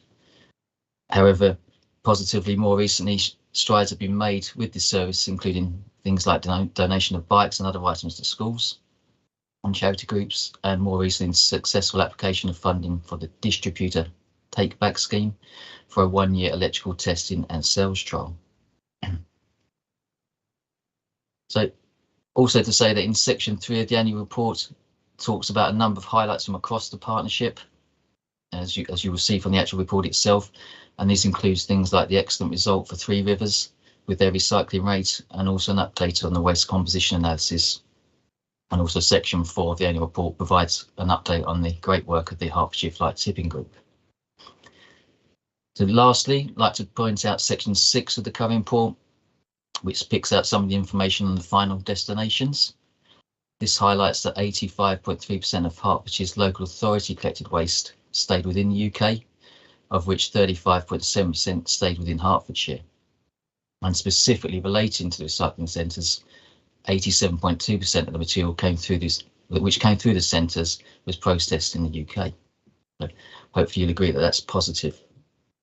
So thank you. I think that covers the key points, and happy to take questions. Just also like to say that we have, I believe Duncan Jones is on the call, the Partnership Development Manager. We'll be able to answer any questions, specific questions related to the actual annual report. Thank you, James. A very good summary, and welcome to Duncan as well. Can I just add my congratulations? I think there's a nice picture of Phil in there with the Three Rivers team receiving their award. So congratulations on that, on the good work, and lots of other useful information. So we don't necessarily need to have a protracted debate around this, it's for noting, but are there any points anyone would like to raise? So Jeff Jones. Yeah, thanks, Eric. Yeah, I mean, a very good document again, and the annual report. I've got a disappointment now, I'm afraid. Unless I've missed something, one of the key areas, of course, I'm being parochial in my division. It was the closure of the household waste site in Buntingford. This was at the start of the pandemic, of course, and it hasn't reopened since. And of course, we know that there were legal problems with that site, and it cannot open again at that site. So there is a study going on to look at a new appropriate location for a new site. I just thought it should have. It doesn't seem to get a mention anywhere, which I find very disappointing. It's a hot topic locally with residents. my mailbag proves that to you, and I've brought it up with officers on many occasions. I'm just disappointed, unless I've missed it, and if I have, I do apologise. But yeah, just some comment on that, please. Why it wasn't? I think, Jeff, there was a reference in the paper to 16 operating recycling centres, but that was because Ware hadn't opened at that time. So I think it was the report included the performance of Buntingford at that time, but I don't know whether Matt's here and can.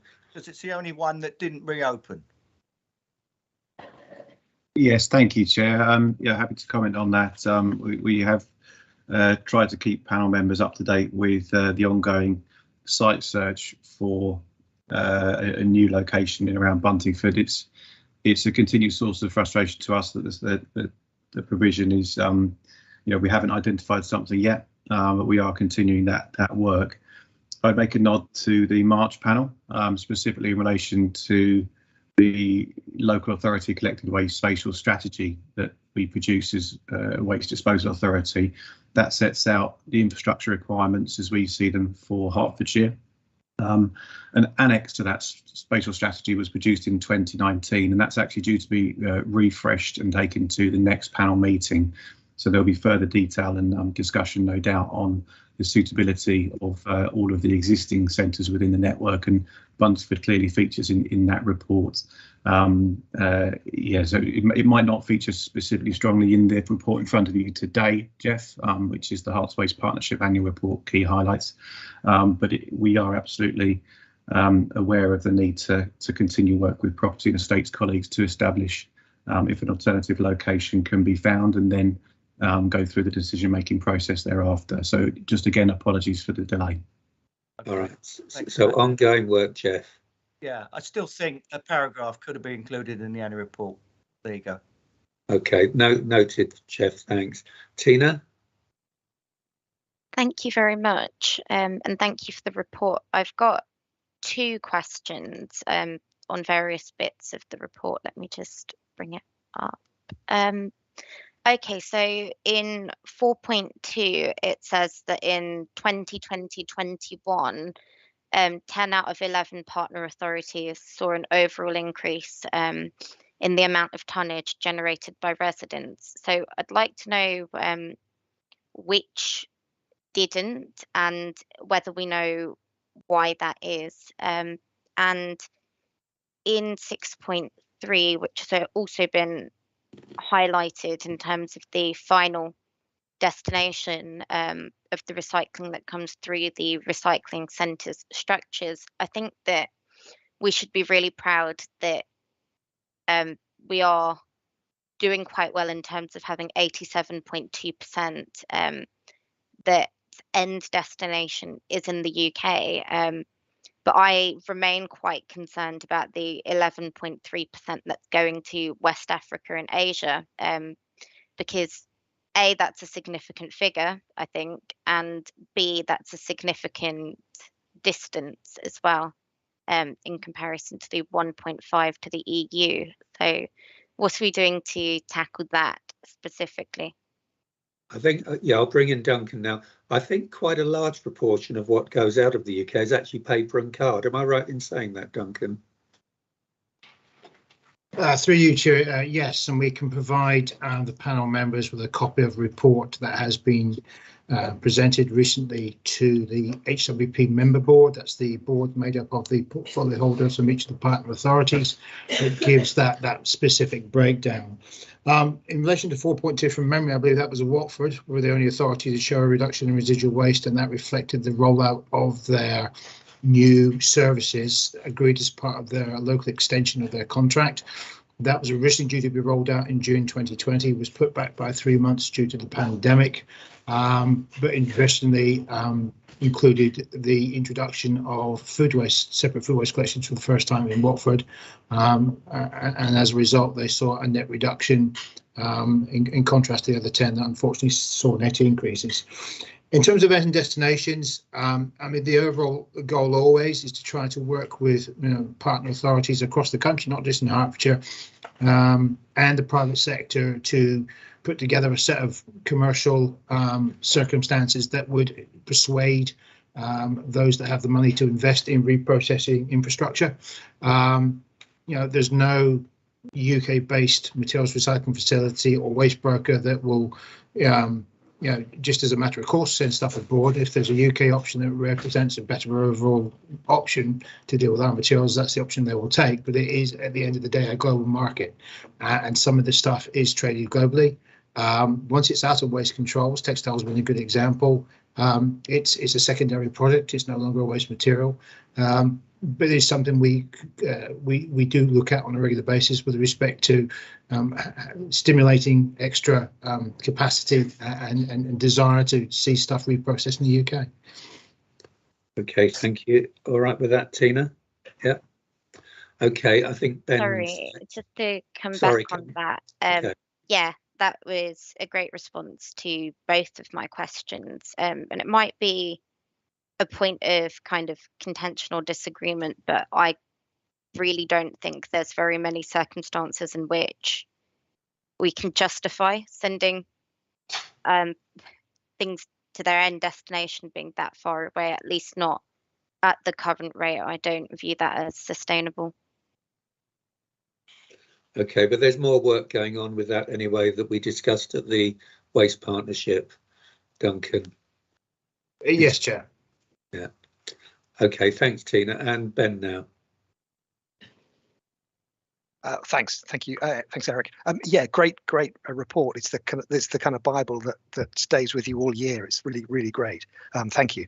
A quick question about recovery of street sweepings. I see we recover about 4.9 thousand tons of aggregates from street sweepings. I know Veolia were looking at, they carried out, I think, some trials on recovering platinum and palladium from street sweepings. Is there any kind of latest work on the financial viability of that? Is that something that we've looked at? Chair, this is a county council on contracts, so I'll invite James to come back on and answer that question if I can. Yeah. I have to be honest, I'm not totally sure about that side of things. It's definitely something that we can have a look into. But no, we have 2 contracts for the street sweepings, and I said they take out a number of different grades of sands, gravels, and organics material, and that was one of the contracts that made a significant difference to the amount of waste that was thrown away, because a lot of that material was previously going into landfill at significantly more cost. So yeah, I apologise, I'm not totally sure on that, but we can look into it. But I can absolutely say that the street sweeping contract has made a significant difference, both environmentally with the material that's been not generally necessarily recycled, but certainly sort of reused and repurposed, and also has had a significant financial benefit as well. Okay, thank you for that. That's probably the end of the questions. So thanks very much to James and Duncan. Very helpful to be here to give us the answers. Let's go to, I think we're just noting this one, aren't we? So it's, yeah, we've done that. We're asked to note the Hertfordshire Waste Partnership annual report. So if you could agree that, please, in your normal chat.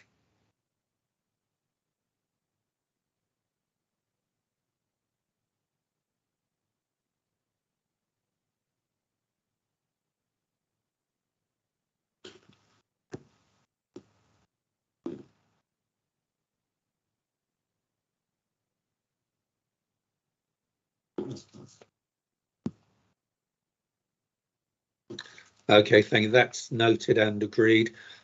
We've got 2 other items. We did say we'd have a break at around 12. Would you like a 10-minute break? And then we can probably track on through the others after that. So maybe not quite 10 minutes. Can we come back by 12:05, and then we'll crack on if that's possible? Yeah, so thank you, Chair. See you in a few minutes.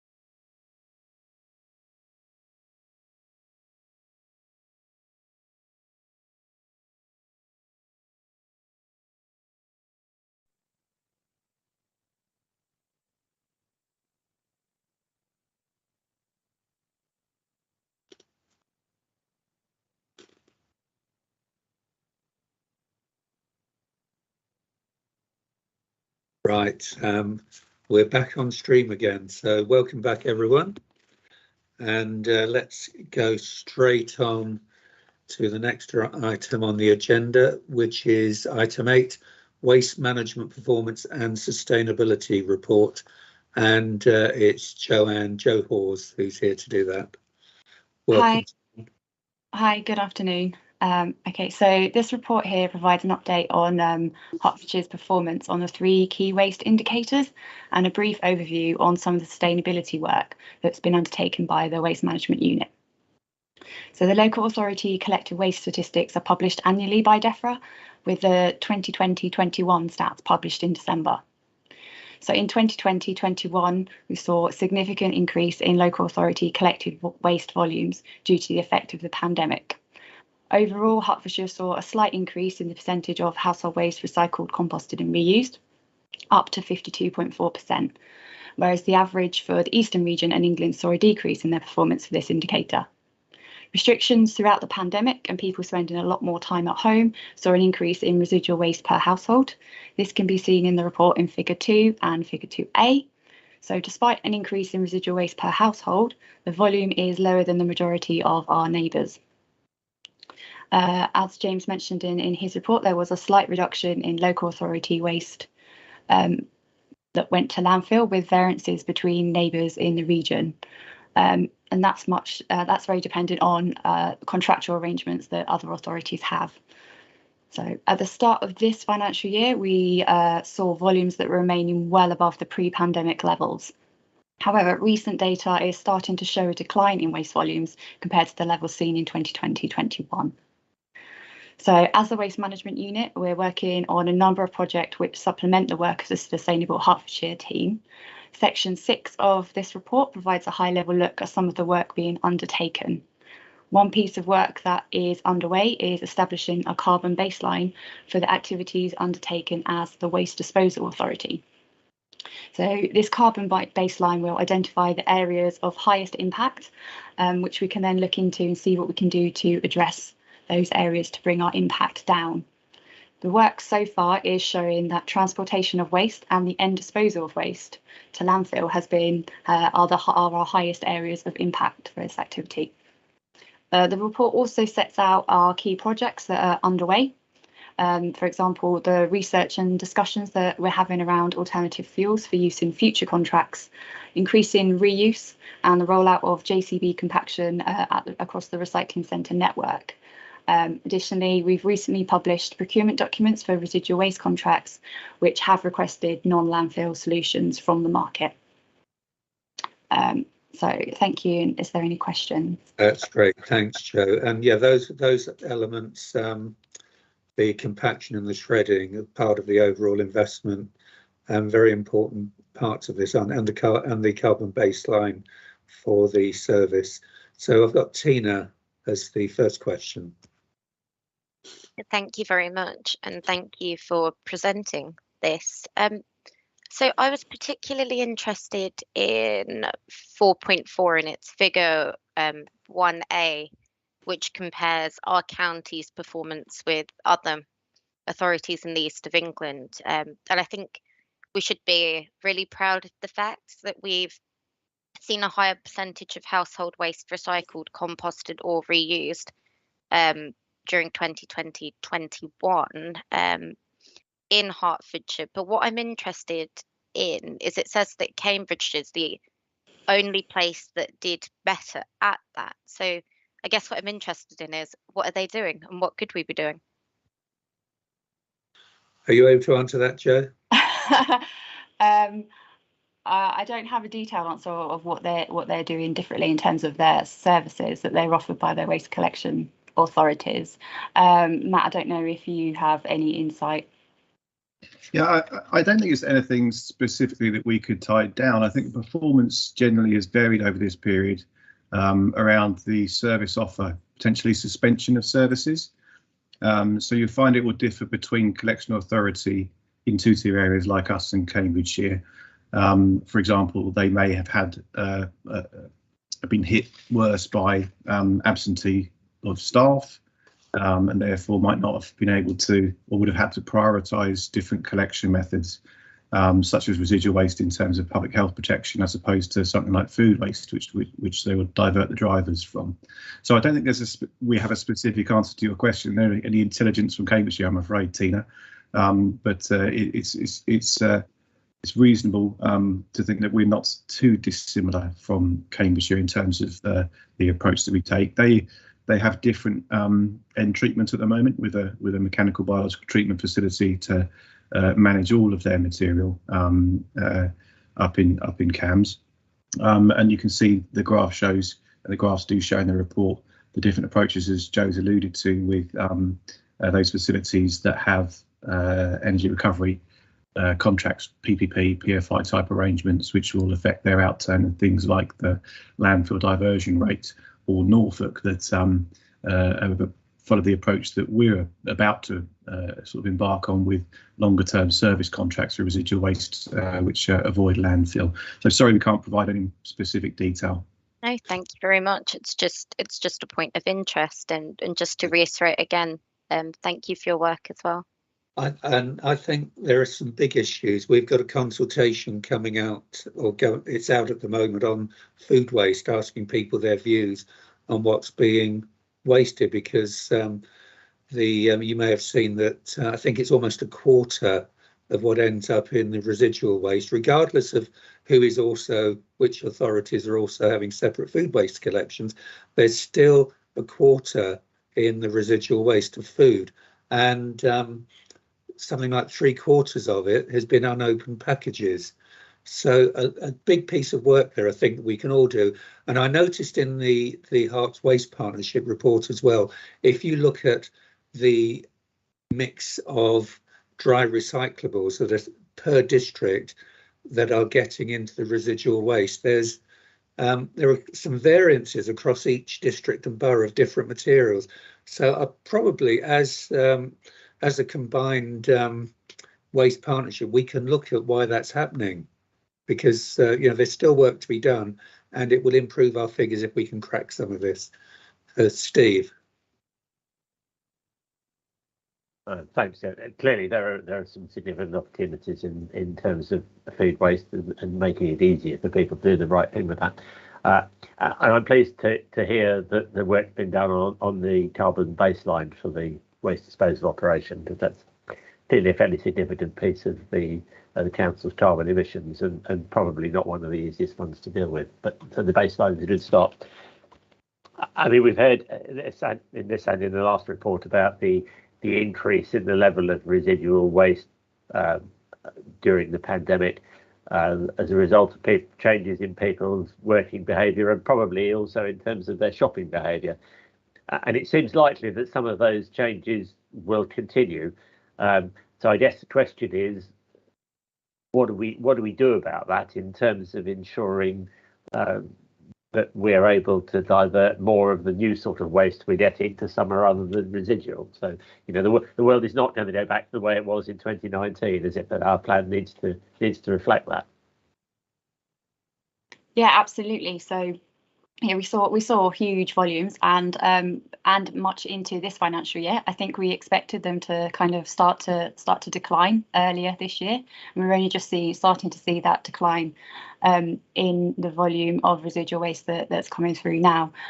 So we've got the government's resource waste strategy, which I think the latest consultation latest information is due to be published shortly, and that will steer some direction around things like separate food waste collections and deposit return schemes. So when we know a little bit more about what's coming out of those proposals, we'll be able to look at modelling and kind of see what's going to happen to that residual waste stream, and kind of what direction we're going to end up going in. If that makes sense.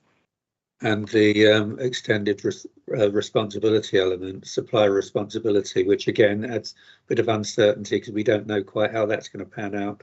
Exactly. Until we know a little bit more detail, we can't really kind of project where we're going. But hopefully, residual waste will start to decline with combined measures going forward. Yeah. Matt, did you want to add anything? I think Joe's absolutely right. The biggest lever coming forward in the next few years will be the resources and waste strategy, and in particular the consistency across collections. We have 10 different borough councils, as you're aware, with relatively comprehensive collections, but schemes in place, but they do differ, and the highest performing authorities at the curbside, which is where the vast bulk of this additional waste is coming from, as explained, is going to be managed by the most efficient curbside collections in respect of waste and householder engagement. If you look at someone like Three Rivers, mentioned in the Hearts Waste Partnership report, or St Albans again, the top performing authorities nationally, they were talking about separate food waste collections weekly, Three Rivers collecting recycling weekly, smaller and more restrictions on residual waste capacity at the curbside.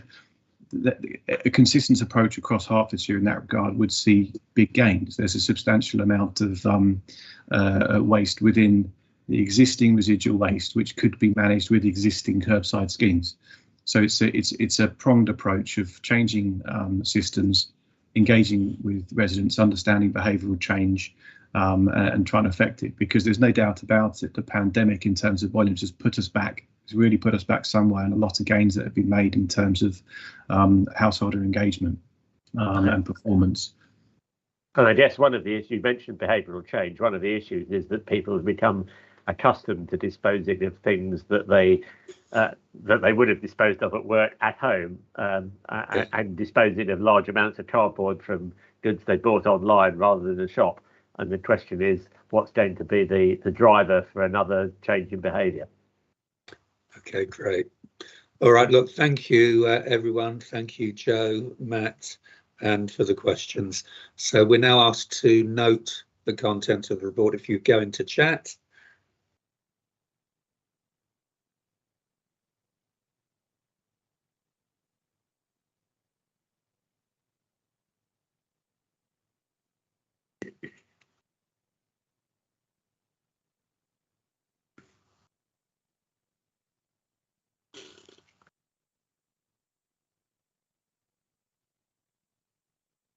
So that's noted. Thank you, everyone. Now going on to item 9, which is the Sustainability Appraisal Scoping Report and Waste Facilities Design Guide. And we've got Emma Chapman who's presenting that to us, and Chris Stanek, I think, is here as well. Yeah, thank you, Chair. Good afternoon, everyone. So my item is an informative item that consists of 2 reports. So the first being the Sustainability Appraisal Scoping Report at Appendix A and the Design Guide at Appendix B. So I have put together a few slides to go over the key points just quickly. Okay. So I'll just share my screen. Yeah, can see that. Yeah.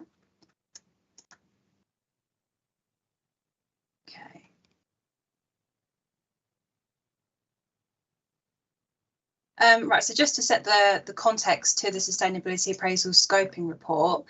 So Sustainability Appraisal is a statutory requirement that's required of all local planning authorities when preparing a local plan. It forms part of the key evidence base to support the Minerals and Waste Local Plan, so it will be one of the key documents that we submit to the inspector when we get to that stage. The main purpose of Sustainability Appraisal is to identify how sustainable development is being addressed during plan making. It provides an assessment and an evaluation of all of the policies in the local plan, as well as alternative policies that we've considered as well. The sustainability appraisal, it's an iterative process. As I said, it's undertaken alongside plan making. It's comprised of 5 stages, stages A to E. And stage A is known as a scoping stage, and that's what the scoping report has been prepared to meet. So the scoping report, which can be seen at Appendix A, isn't actually a mandatory requirement to prepare, but it's considered good practice and a good way of bringing everything all together into one place. The scoping stage needs to identify the scope and level of detail to be included in the sustainability appraisal report, which comes at a later stage. So it doesn't involve any assessments at this stage. There's some key bits of information that have to be included at the scoping stage, and these include identifying the relevant plans and programmes, so setting out any key plans and programmes that are relevant to the Minerals and Waste Local Plan. So, for example, the National Planning and Policy Framework, Planning Practice Guidance, Waste Management Plan for England. collecting baseline information. This relates to the 3 dimensions of sustainability, collecting data with regards to environmental factors, social factors and economic factors. Identifying sustainability issues and problems. So from that baseline information, we're then required to pull out the key sustainability issues from that. Developing the SA framework. The SA framework consists of a series of objectives and sub-objectives, and this is what the policies of the plan are then assessed against at a later stage. And the last step is to consult on the SA scoping report. So I'm just going to go over a few key bits of information in the scoping report, the first being the baseline information. So the term baseline information refers to the existing environmental, economic and social characteristics of the area likely to be affected. So the scoping report includes a baseline information chapter, which is chapter 3. And this includes information on a whole series of topics of information, including minerals and waste, air quality, biodiversity, climate change, flooding and more. The baseline information included in the scoping report isn't exhaustive. It's a result of a desk study, but that information does get updated as we go along through the sustainability appraisal process. Alongside the baseline information is a summary of the key sustainability issues that are coming out of that information. Along with that is a summary of the likely evolution of those issues if we didn't implement the Minerals and Waste Local Plan. The SA framework is another key bits of information at the scoping stage, and the SA framework can be seen in chapter 4 of the scoping report. So our framework consists of 10 objectives, which are supported by 38 sub-objectives. The objectives, so the 10 objectives provide the overarching sustainability aims for the plan, whereas the sub-objectives provide the criteria against which all of the policies and any reasonable alternative policies that we consider will be assessed against. And I've just popped in an example of one of the objectives from the scoping report onto the slide there. So that's objective 1 of the framework. In terms of the next steps for the scoping report, we'll be consulting the 3 statutory consultees, so Natural England, Historic England and the Environment Agency. In particular, we'll be asking them to consider, have we missed any plans or programmes from the list set out in the scoping report? Is the baseline information robust? Are there any additional key sustainability issues that need to be pulled out from that information? And is the SA framework, so is the framework of objectives and sub-objectives appropriate? I've just set out the particular recommendation for the scoping report, which is for the panel to consider the scoping report and note that it will be published for consultation with the 3 statutory consultees. So my next report in my item is Appendix 2, which is the Waste Facilities Design Guidance. The design guidance was formerly a supplementary planning document, which was prepared to support the now withdrawn Waste Local Plan. So as members will be aware, we brought a report to panel a few months ago to withdraw the separate emerging minerals local plan, separate emerging waste local plan, and then start preparation on the new joint plan. So for that separate emerging waste plan, we have prepared an SPD, and we've essentially taken that SPD and we've reframed it so that it now sits as a standalone guidance document. So it's no longer an SPD. It doesn't form part of the development plan, but it might serve as a material planning consideration in decision making alongside other relevant policies of the development plan. The design guide has been produced to respond to climate change agenda and also to ensure that we're offering at least some guidance on the design of waste facilities in between now and when the new plan is adopted. Looking at the content of the design guide, the design criteria included in the guide provides advice on matters such as scale, built form, layout and access in appearance and materials. As well as the design criteria, it also includes guidance on locational criteria that can be considered when identifying appropriate sites for future waste management facilities. So this could look at land instability, landscape and visual effects, traffic and access, historic environment or air quality. The guide also provides guidance on how new waste management developments can adapt to changing climate. So this could be, for example, through the provision of trees, maximising biodiversity, considering layouts and improving energy efficiency, promoting more modern and resourceful forms of construction. The next steps for the design guidance, so we aim to publish it on the council's website. Once we adopt the new Minerals and Waste Local Plan, which is anticipated for 2024, the design guide will then be removed from the web pages because it will be replaced by the content of the new plan.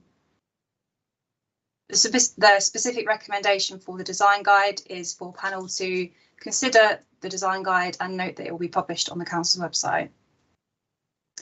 So just to end there on the full recommendation, is for the Environment Cabinet panel to consider the Sustainability Appraisal Scoping Report and the design guidance, and note that the Scoping Report will be published for consultation with the 3 statutory consultees, and the Waste Design Guidance will be published on the council's website. That brings me to the end of my slides. Thank you. Thank you very much, Emma, and thank you for doing it like that. Very useful. So these are process documents and technical documents that will lead up to the further consultations as well in the summer for the joint minerals and waste plans. Any questions from anyone on that? No? Ben? Hello, sorry, very quick question. The baseline, the chapter 3 baseline information in the scoping, how is that how is that updated? Is that done just ongoing through your own work, or is that part of the consultation process later on, or a bit of both? Yeah, kind of a bit of both. So we'll be publishing the scoping report with the 3 statutory consultees. So they'll be looking at the baseline information there, and they'll hopefully tell us if we've missed anything. But moving forwards, after the scoping stage, we then move on to prepare the full sustainability appraisal report itself. So during that time, I'll be looking at the baseline information and updating it where possible with any new information that I might find, any perhaps new reports that might be relevant to the Minerals and Waste Local Plan. So it's something that just continues throughout the rest of the sustainability appraisal report process, if that makes sense. Okay. Right, I don't see any other questions. Thank you for that. I think the explanation was really good, so thanks, Emma. So the combined recommendation for that then is as follows. Panel's invited to consider the Sustainability Appraisal Scoping Report and the Waste Facilities Design Guidance, and note that the Sustainability Appraisal Scoping Report will be published for consultation with the 3 statutory consultees mentioned, and that the Waste Facilities Design Guidance would be published on the council's website. So if you could all go to your chat and agree those, please.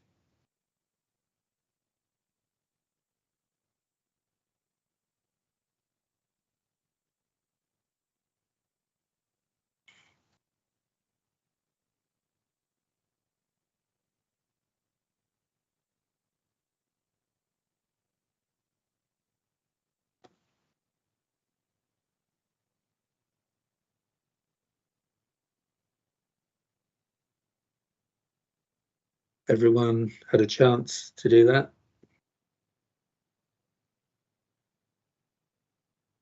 So that's all agreed. I've had confirmation from Carly. Thank you. So thank you for all the discussions today. Really important elements in these various papers. Item 10 is any other part 1 business, and there isn't any. We don't have any part 2. The date of the next meeting is 17th of March 2022 at 10 AM. And again, I'd like to thank all of you, members and officers, for all their reports and your contributions today. And I'll see you next time. Thanks very much.